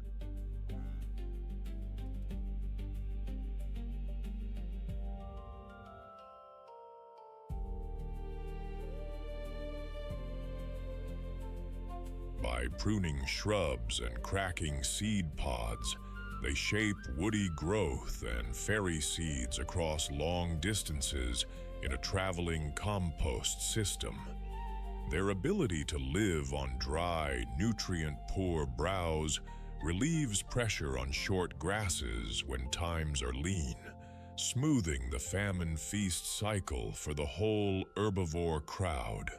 They are also key rations for apex predators, stitching energy back up the food web.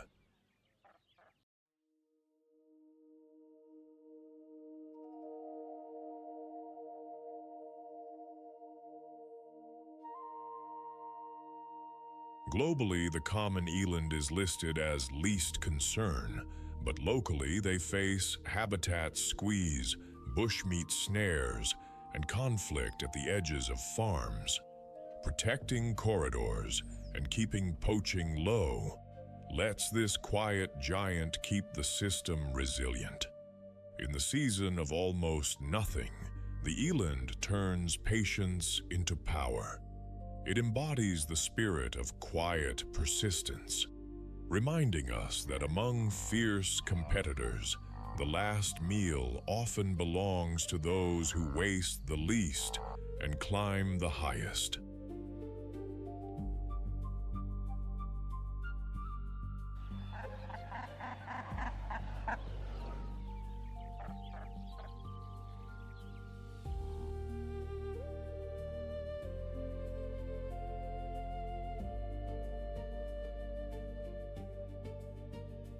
Above the acacia canopy, where most browsers can only dream, one animal turns altitude into an art form.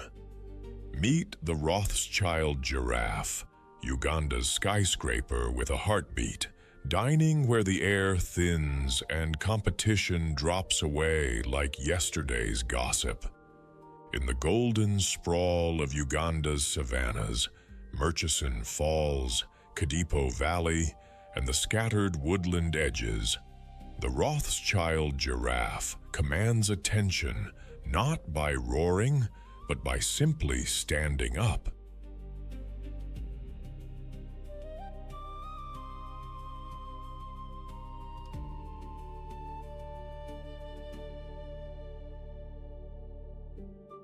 Named for the naturalist Lord Walter Rothschild, this subspecies wears its heritage in every tower-high step and every languid, leaf-plucking sweep of its tongue.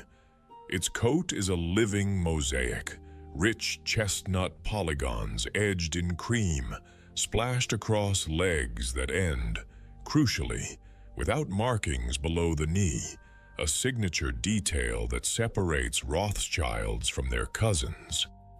But the real distinction is presence.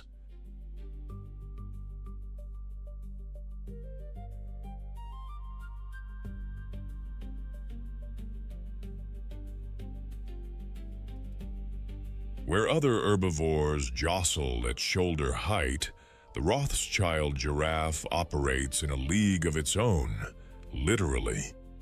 Standing up to 18 feet tall, this giraffe is engineered like a biological crane, every inch sculpted by the physics of reaching high and living higher. The neck alone stretches 6 to 7 feet, supported by just 7 vertebrae. The same number humans have, only each one is the size of a dinner plate.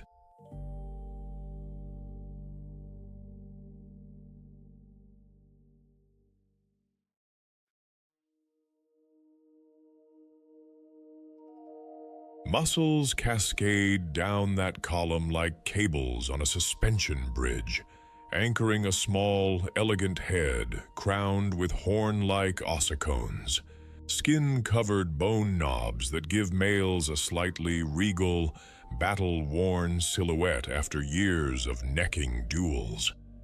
The legs are impossibly long and slender, yet load-bearing marvels, each hoof splayed wide to distribute weight and navigate uneven ground with a gait that looks like slow-motion poetry.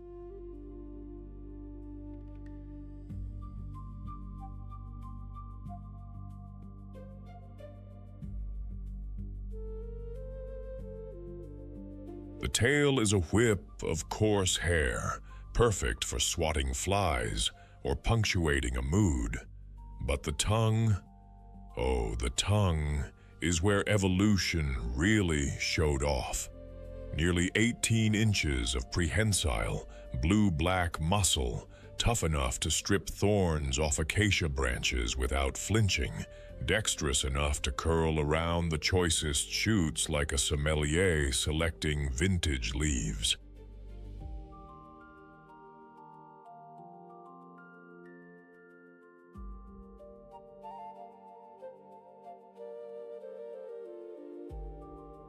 The coat's pattern is more than decoration. It's camouflage and thermoregulation wrapped into one, breaking up the giraffe's outline in dappled light and radiating heat through a network of blood vessels just beneath the skin. Eyes sit high and wide, granting nearly 360-degree vision, while long lashes protect against dust and the occasional thorn ricochet.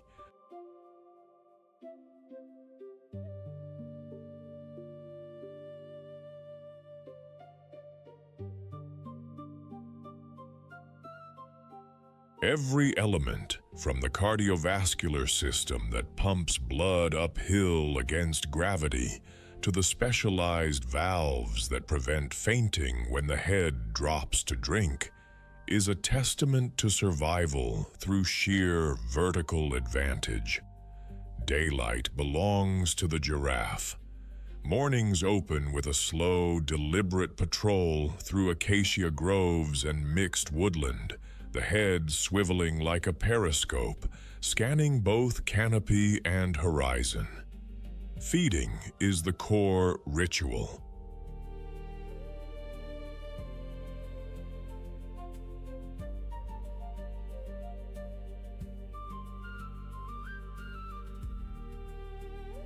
Using that extraordinary tongue and flexible lips, the Rothschild giraffe plucks leaves, buds, and seed pods from heights no zebra, buffalo, or even elephant can comfortably access. Acacias are the main course, mimosa, whistling thorn, and umbrella varieties, but the menu adapts: wild apricot, desert date, and whatever the season offers at the top shelf. Thorns are no obstacle.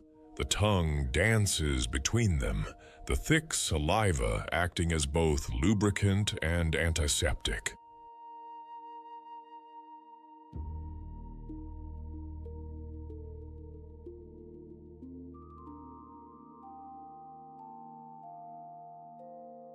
Feeding sessions are long, methodical, and surprisingly social. Giraffes often browse in loose aggregations, not herds in the strict sense, but gatherings of opportunity where half a dozen individuals might share a grove, each claiming a personal feeding zone within earshot. There is little squabbling over food. Height eliminates most competition, so the mood is calm, almost meditative.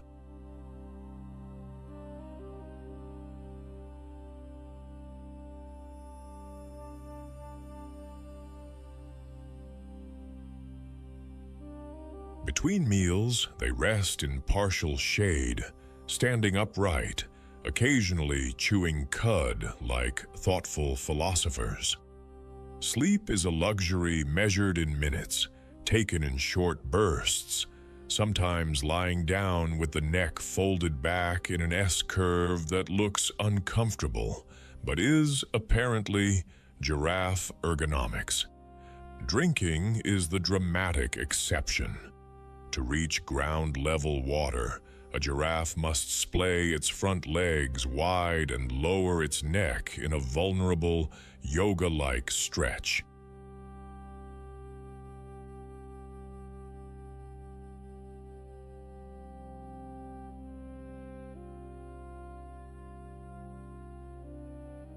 It is here, heads down and balance compromised, that predators see their opening. So giraffes drink fast, gulp hard, and get back up to full height as quickly as biomechanics allow. The rest of the day is spent moving between feeding sites, a nomadic rhythm dictated by leaf quality, water availability, and that unspoken savanna calculus of safety versus sustenance. Rothschild giraffes are fluid socialists.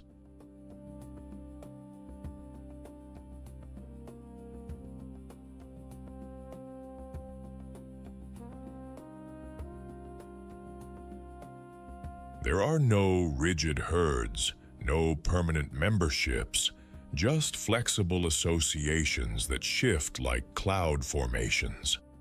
Females and their young form the most stable units, often moving together in groups of 4 to 10, sharing vigilance and calf-rearing duties in a loose, cooperative sisterhood. Bulls are more solitary, drifting in and out of female groups, especially during mating season, when testosterone sharpens the agenda.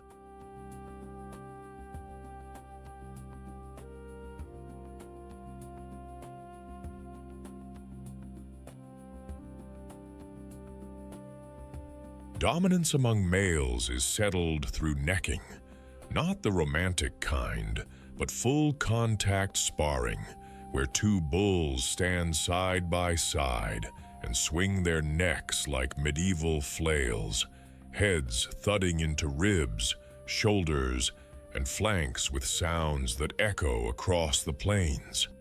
These bouts can last minutes or stretch into prolonged dust-raising contests, but serious injury is rare. It is about establishing rank, not annihilation.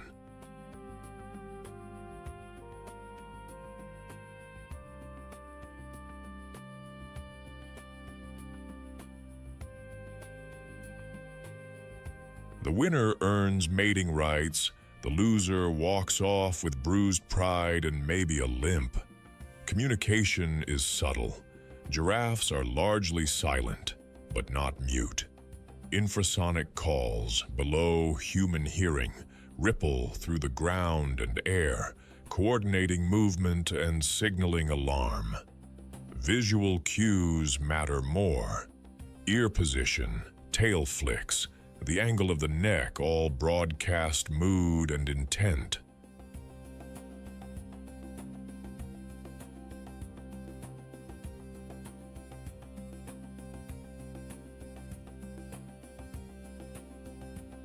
Calves are born after a 15-month gestation, dropping 6 feet to the ground in a gravity-assisted entrance that would flatten most mammals, but somehow works for giraffes. Within an hour, the newborn is standing.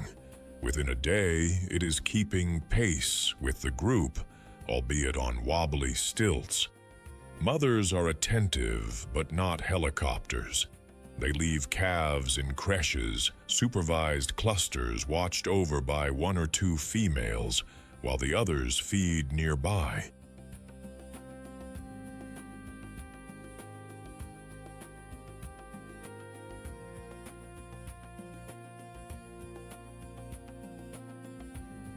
This babysitting rotation works because predators, lions, leopards, hyenas, prefer easier targets. Still, mortality is high in the first year. Those who survive grow fast, fueled by rich milk and an instinct to stay close, stay quiet, and always, always look up. The Rothschild giraffe is a landscape architect working from the top down.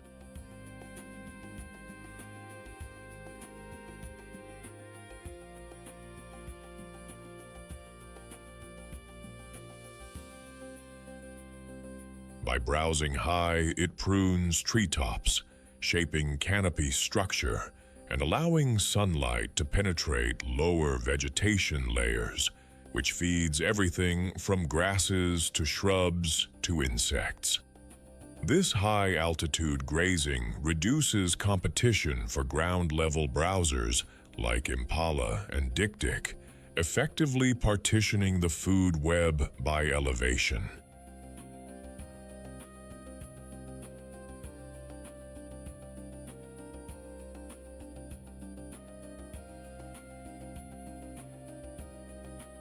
Their dung is a nutrient bomb, scattering seeds across kilometers of savanna, often in places no other herbivore reaches, aiding forest regeneration and plant diversity.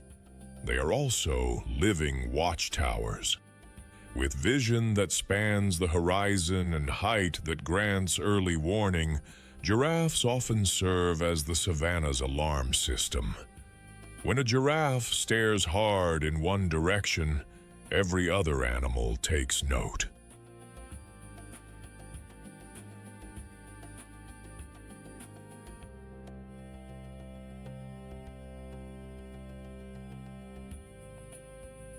Evolutionarily, they are marvels of biomechanical problem-solving, cardiovascular adaptations that prevent stroke when bending down, specialized jugular veins with one-way valves, a heart the size of a basketball pumping blood at pressures that would rupture most mammals.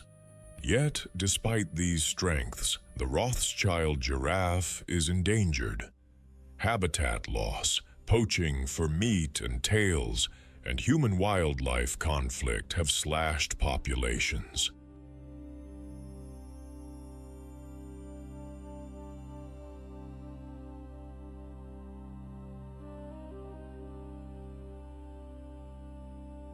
In Uganda, conservation efforts in Murchison Falls and translocation programs to new protected areas are slowly stabilizing numbers, but the margin is thin. Every giraffe counts, literally. Monitoring, anti-poaching patrols, and community-led conservation are the scaffolding holding this subspecies upright. In a world where competition for the last meal can turn brutal, the Rothschild giraffe found a loophole. Go higher.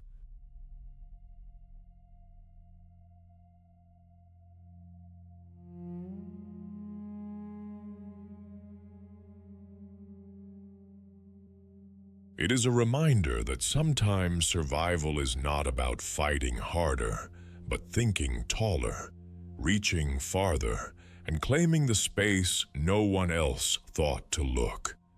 Graceful, vulnerable, and impossibly resilient, this skyscraper with a heartbeat embodies the quiet power of adaptation, proof that in the race for resources, altitude can be the ultimate advantage.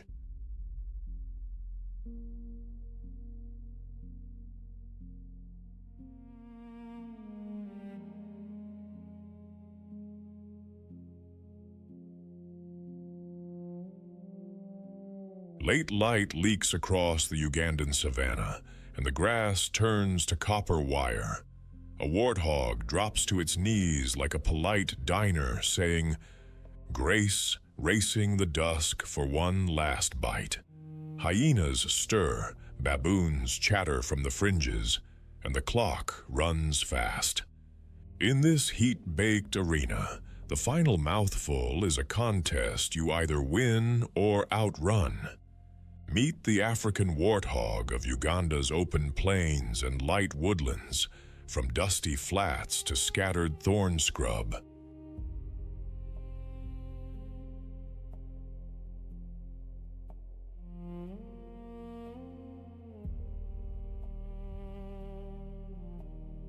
Stocky, scarred, and utterly unembarrassed, it looks like a pig that welded armor onto itself. You'll know it by the face shields, the warts, and those sweeping tusks. But its signature move is stranger. It grazes on its knees, turning dinner into a low, efficient operation. Painted by necessity rather than fashion, the warthog wears dark, leathery skin and a coarse, bristle mane that rises like a mohawk when adrenaline sparks.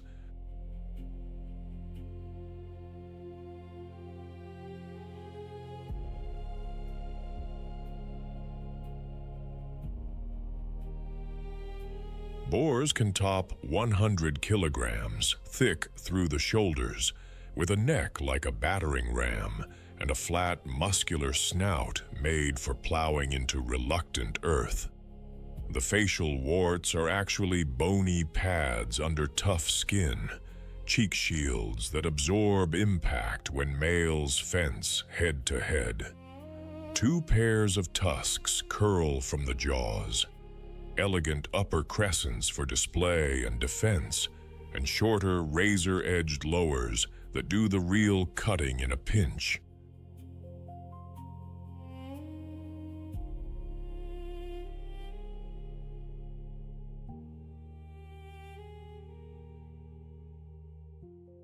Eyes sit high and wide, a periscope above the grass, while the ears swivel like little satellite dishes reading the gossip the wind is spreading. Sparse hair and that dark hide shed heat and resist thorns. Calloused pads on the wrists explain the Nile grazing trick, keeping energy use low and the snout perfectly aligned with short grass. Evolution sculpted this body for the savanna's contradictions: brutal sun, hard soil, and the urgent need to be both bulldozer and sprinter.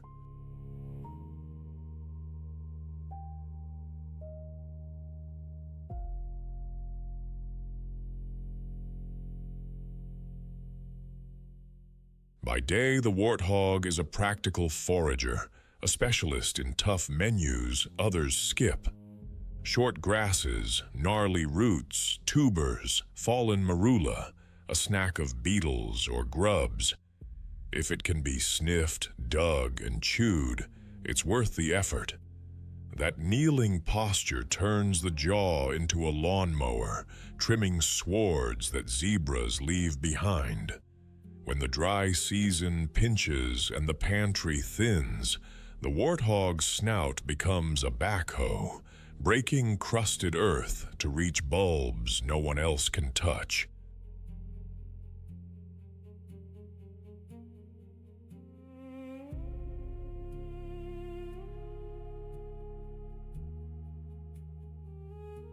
Competition for the last meal is not just a metaphor here. At day's end, you'll see baboons inching closer to the same patch of tender grass, antelope nosing in, and a hyena skirting the edge, all weighing the risk of lingering. The warthog knows the schedule too. It feeds hardest in the cool morning and late afternoon, then hesitates. One more mouthful or the safety of a burrow.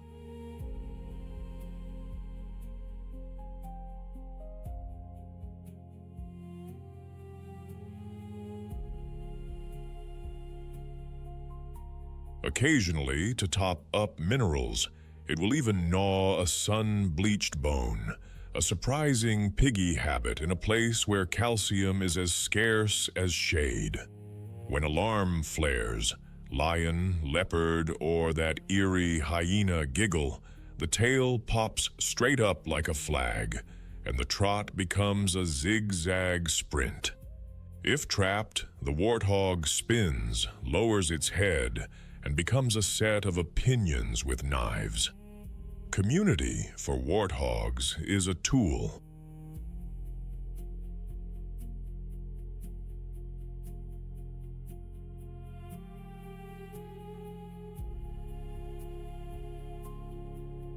Females and their young form sounders, tight, cooperative squads that share vigilance and babysitting around favorite burrows.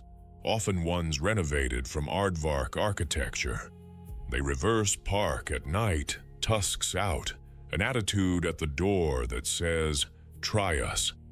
Piglets arrive after about 5 to 6 months of gestation, striped and already equipped with hurry. Creches sometimes form, a piglet playgroup guarded by a no-nonsense mother who can pivot from feeding to full fury in a heartbeat.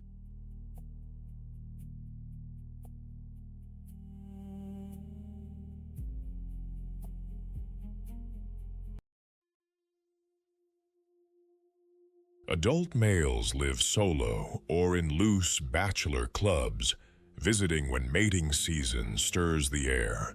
Their duels are armored shoving matches where those facial warts really earn their keep. Communication is all grunts, snorts, and tail semaphore, subtle shifts that say spread out, bunch up, or we run now. Even cooperation has limits in the dinner rush. A dominant sow will shoulder her way to the best tuft, and juniors learn to read the room or get nudged aside.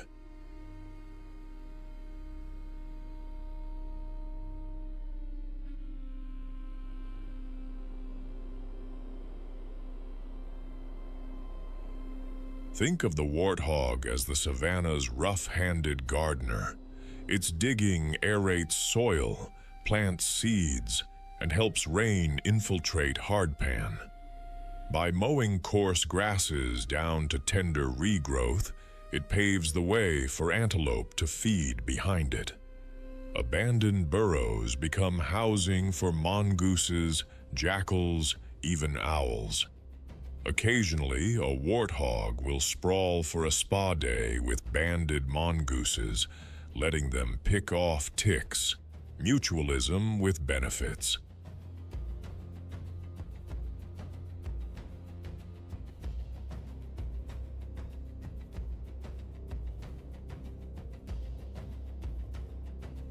Listed as least concern, warthogs still run a gauntlet of snares, habitat squeeze, and fast-moving diseases. Their counter is adaptability. Shift feeding times, kneel when others tire, dig deeper when the pantry says empty. In the last light, when every creature is bargaining for one more bite, the warthog keeps winning with grit, timing, and a good exit plan. It embodies the spirit of Uganda's wild, brave when cornered, humble when smart, and always ready to make the most of a hard-earned meal.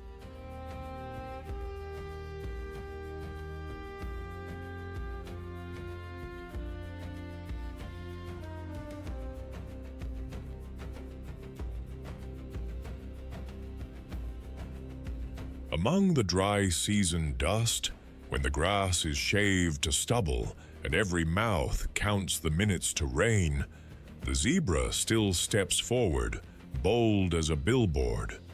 Black and white stripes ripple like heat waves, an optical illusion that can make a hungry lion misjudge the shot. This is the season of last chances, the final green blades, the last safe sip, and the zebra knows the rules. Keep moving, keep together, and never blink at the edge of a water hole.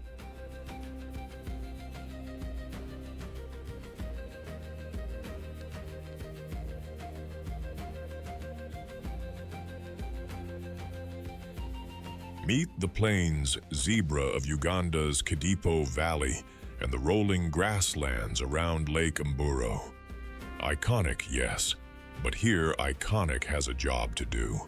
In a place where topi, cob, and buffalo all contest the buffet, zebra are the pioneers of rough forage, the ones who turn brittle stems into momentum for the whole herd. And in the competition for the last meal, their secret weapon is teamwork painted in stripes.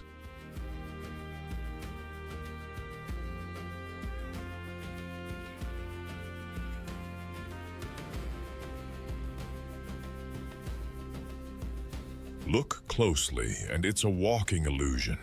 Each zebra wearing a unique barcode the universe forgot to scan. The coat is short, sleek, and high contrast, a graphic masterpiece sculpted by evolution to dazzle motion-reading predators and, as research suggests, frustrate biting flies that can drain health in a lean year. A stiff, upright mane runs from poll to withers like a comb set to dramatic. Eyes sit high for panoramic views, ears swivel like satellite dishes.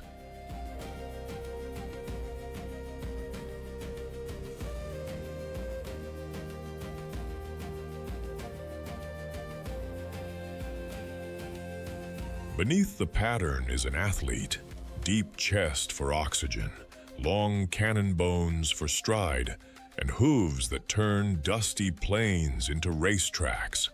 A big gut? That's not a flaw. It's a fermentation chamber.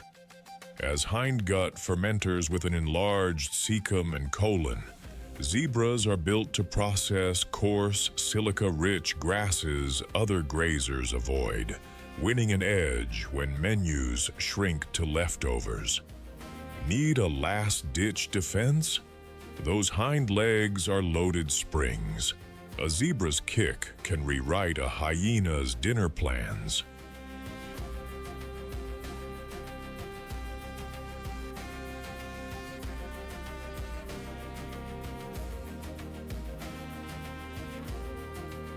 Day to day, they are lawnmowers with a schedule.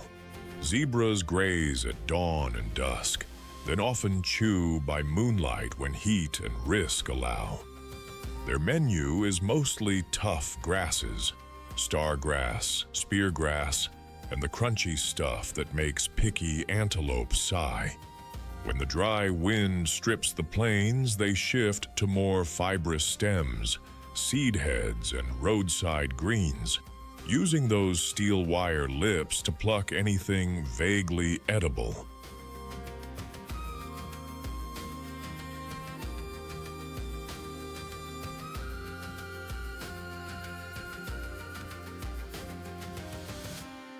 They walk a lot, kilometers at a steady, economical pace, scouting for fresh patches and clean water. Dust baths serve as both spa and parasite ejection system. Rolling paints them in a protective layer of grit. Around waterholes, their caution meter hits red. The herd cues, drinks fast, and doesn't argue about turns. One eye is always on the floating log that suddenly has teeth.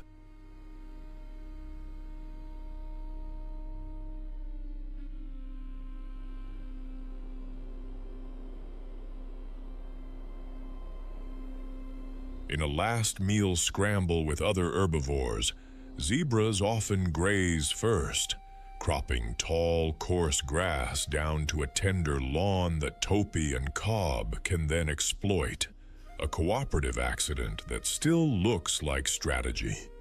Social life is the engine that keeps stripes alive.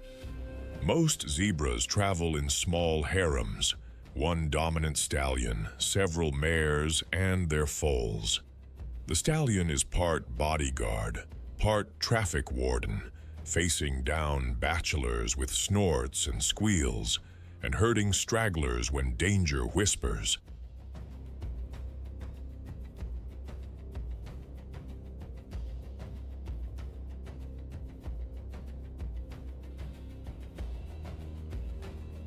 Mares bond tightly, babysit one another's foals, and move like a single thought when the alarm call pops. Foals arrive brownish-striped and wide-eyed. In the first hours, mother and calf memorize each other's pattern, voice, and smell, the world's most elegant name tag. Bachelor groups linger at the fringes, sparring and waiting for a vacancy with the enthusiasm of fans outside a sold-out show.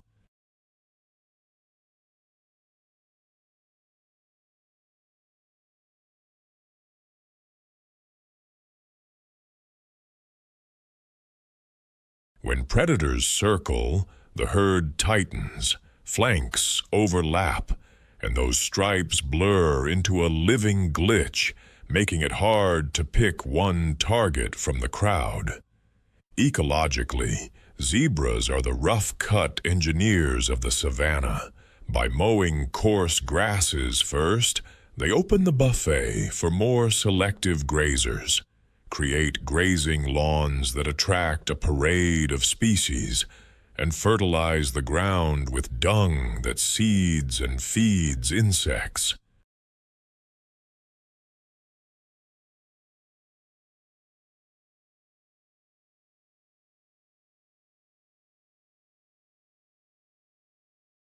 Their toughness in drought keeps herbivore pressure spread across the landscape instead of collapsing into a few water holes. They are key prey for lions and hyenas, yet their vigilance and speed keep predators honest. Uganda's plains zebra are protected in parks, but across Africa they face snares, fencing, and competition with livestock.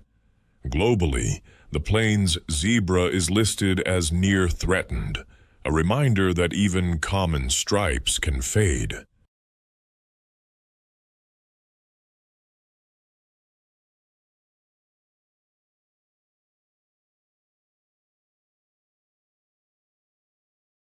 In this final mouthful season, the zebra embodies calm courage, order in the scramble, rhythm under pressure. It's a living reminder that survival isn't only about power, it's about pattern, partnership, and the will to share the last lawn and still run tomorrow.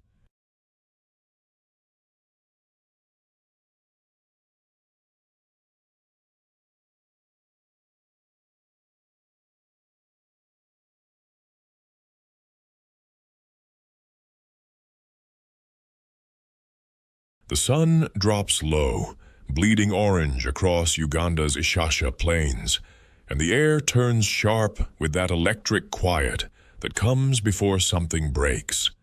Shadows stretch long. Dust hangs like smoke. At the base of an ancient fig tree, a Cape buffalo lies still, flanks no longer rising, eyes clouded over. Old age, injury, illness doesn't matter now. What matters is that death has rung the dinner bell, and every hunter within a mile has heard it. First to arrive, the lions.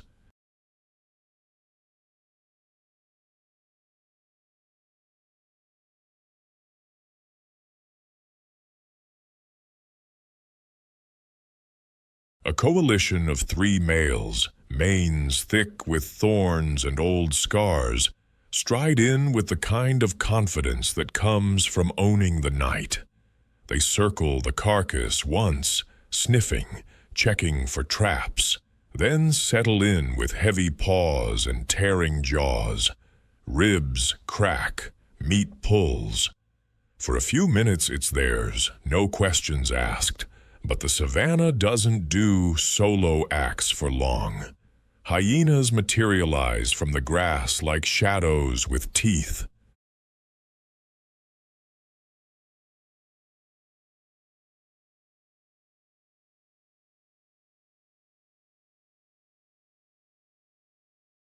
One, 2, 5, 8. A clan builds in real time, circling wide, voices rising in that eerie, laughing yodel that sounds like madness but functions like code. They test the lion's patience, darting in, snapping at haunches, retreating before claws connect.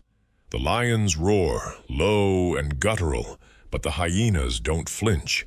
They know the math. 3 lions, 8 hyenas. Patience is strategy. Then the sky weighs in.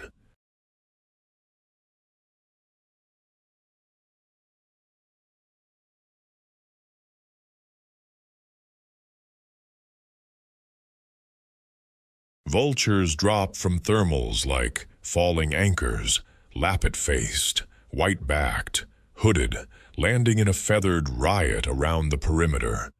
They don't challenge the lions, not directly, but they edge closer with each distraction, necks craning, beaks ready.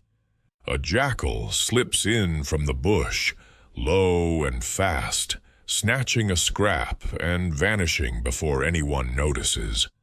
A marabou stork lands with a prehistoric thud, bald head bobbing, waiting for its turn at the table.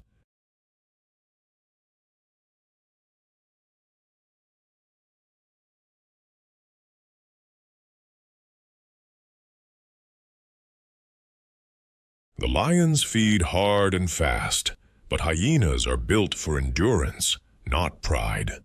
They press closer. One darts in and clamps onto a hind leg, dragging it sideways. A lioness lunges, but two more hyenas hit from the other side.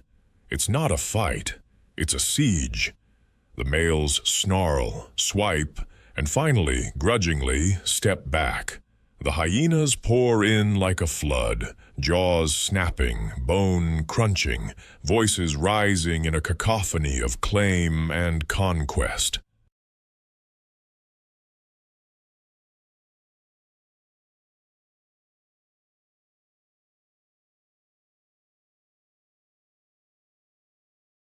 Vultures descend en masse now, wings colliding, beaks stabbing at scraps in the dirt.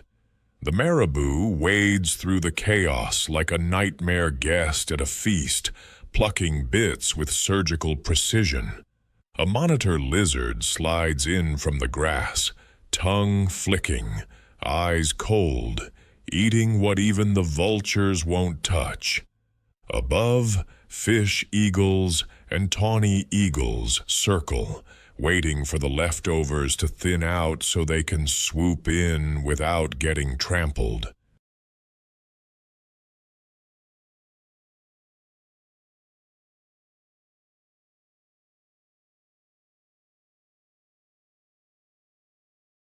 By the time the hyenas retreat, bellies dragging, the carcass is picked nearly clean.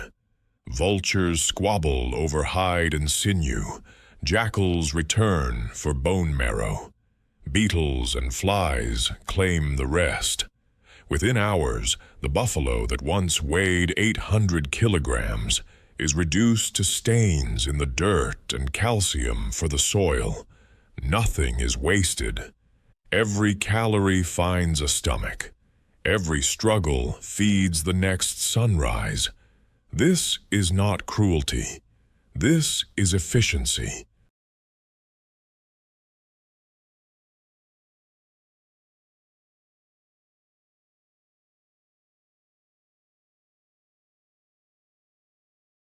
This is the wild's economy, brutal and beautiful, where every species plays its part.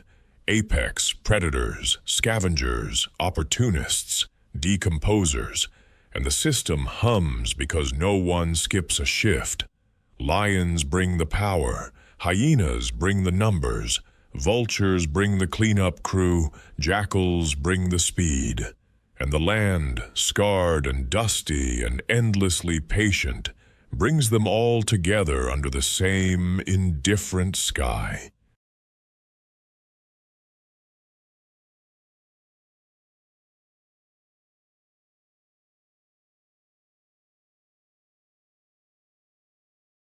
We have journeyed across Uganda's plains and forests, watched elephants guard waterholes, lions negotiate thrones, and entire ecosystems turn on a single carcass. We have seen majesty and desperation exist in the same breath, survival measured not in years, but in heartbeats and split-second decisions. Every creature here, predator, prey, scavenger, is part of one living, breathing equation that balances itself every single day. Our role? Keep that equation intact. Protect the corridors.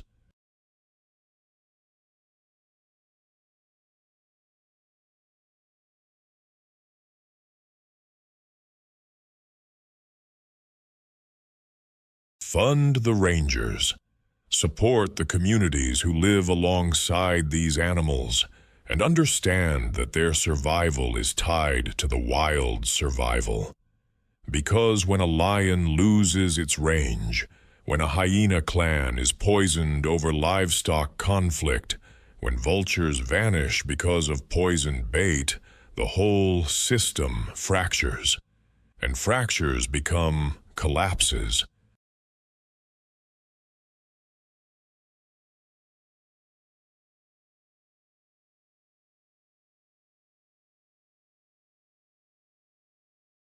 If this scene gripped you, if you felt the tension, the hunger, the raw truth of it all, hit like, subscribe, and drop a comment telling us which scavenger you respect most and where you're watching from. Share this with someone who needs to see how nature handles competition without boardrooms or mercy. Our episode ends here, but the wild does not.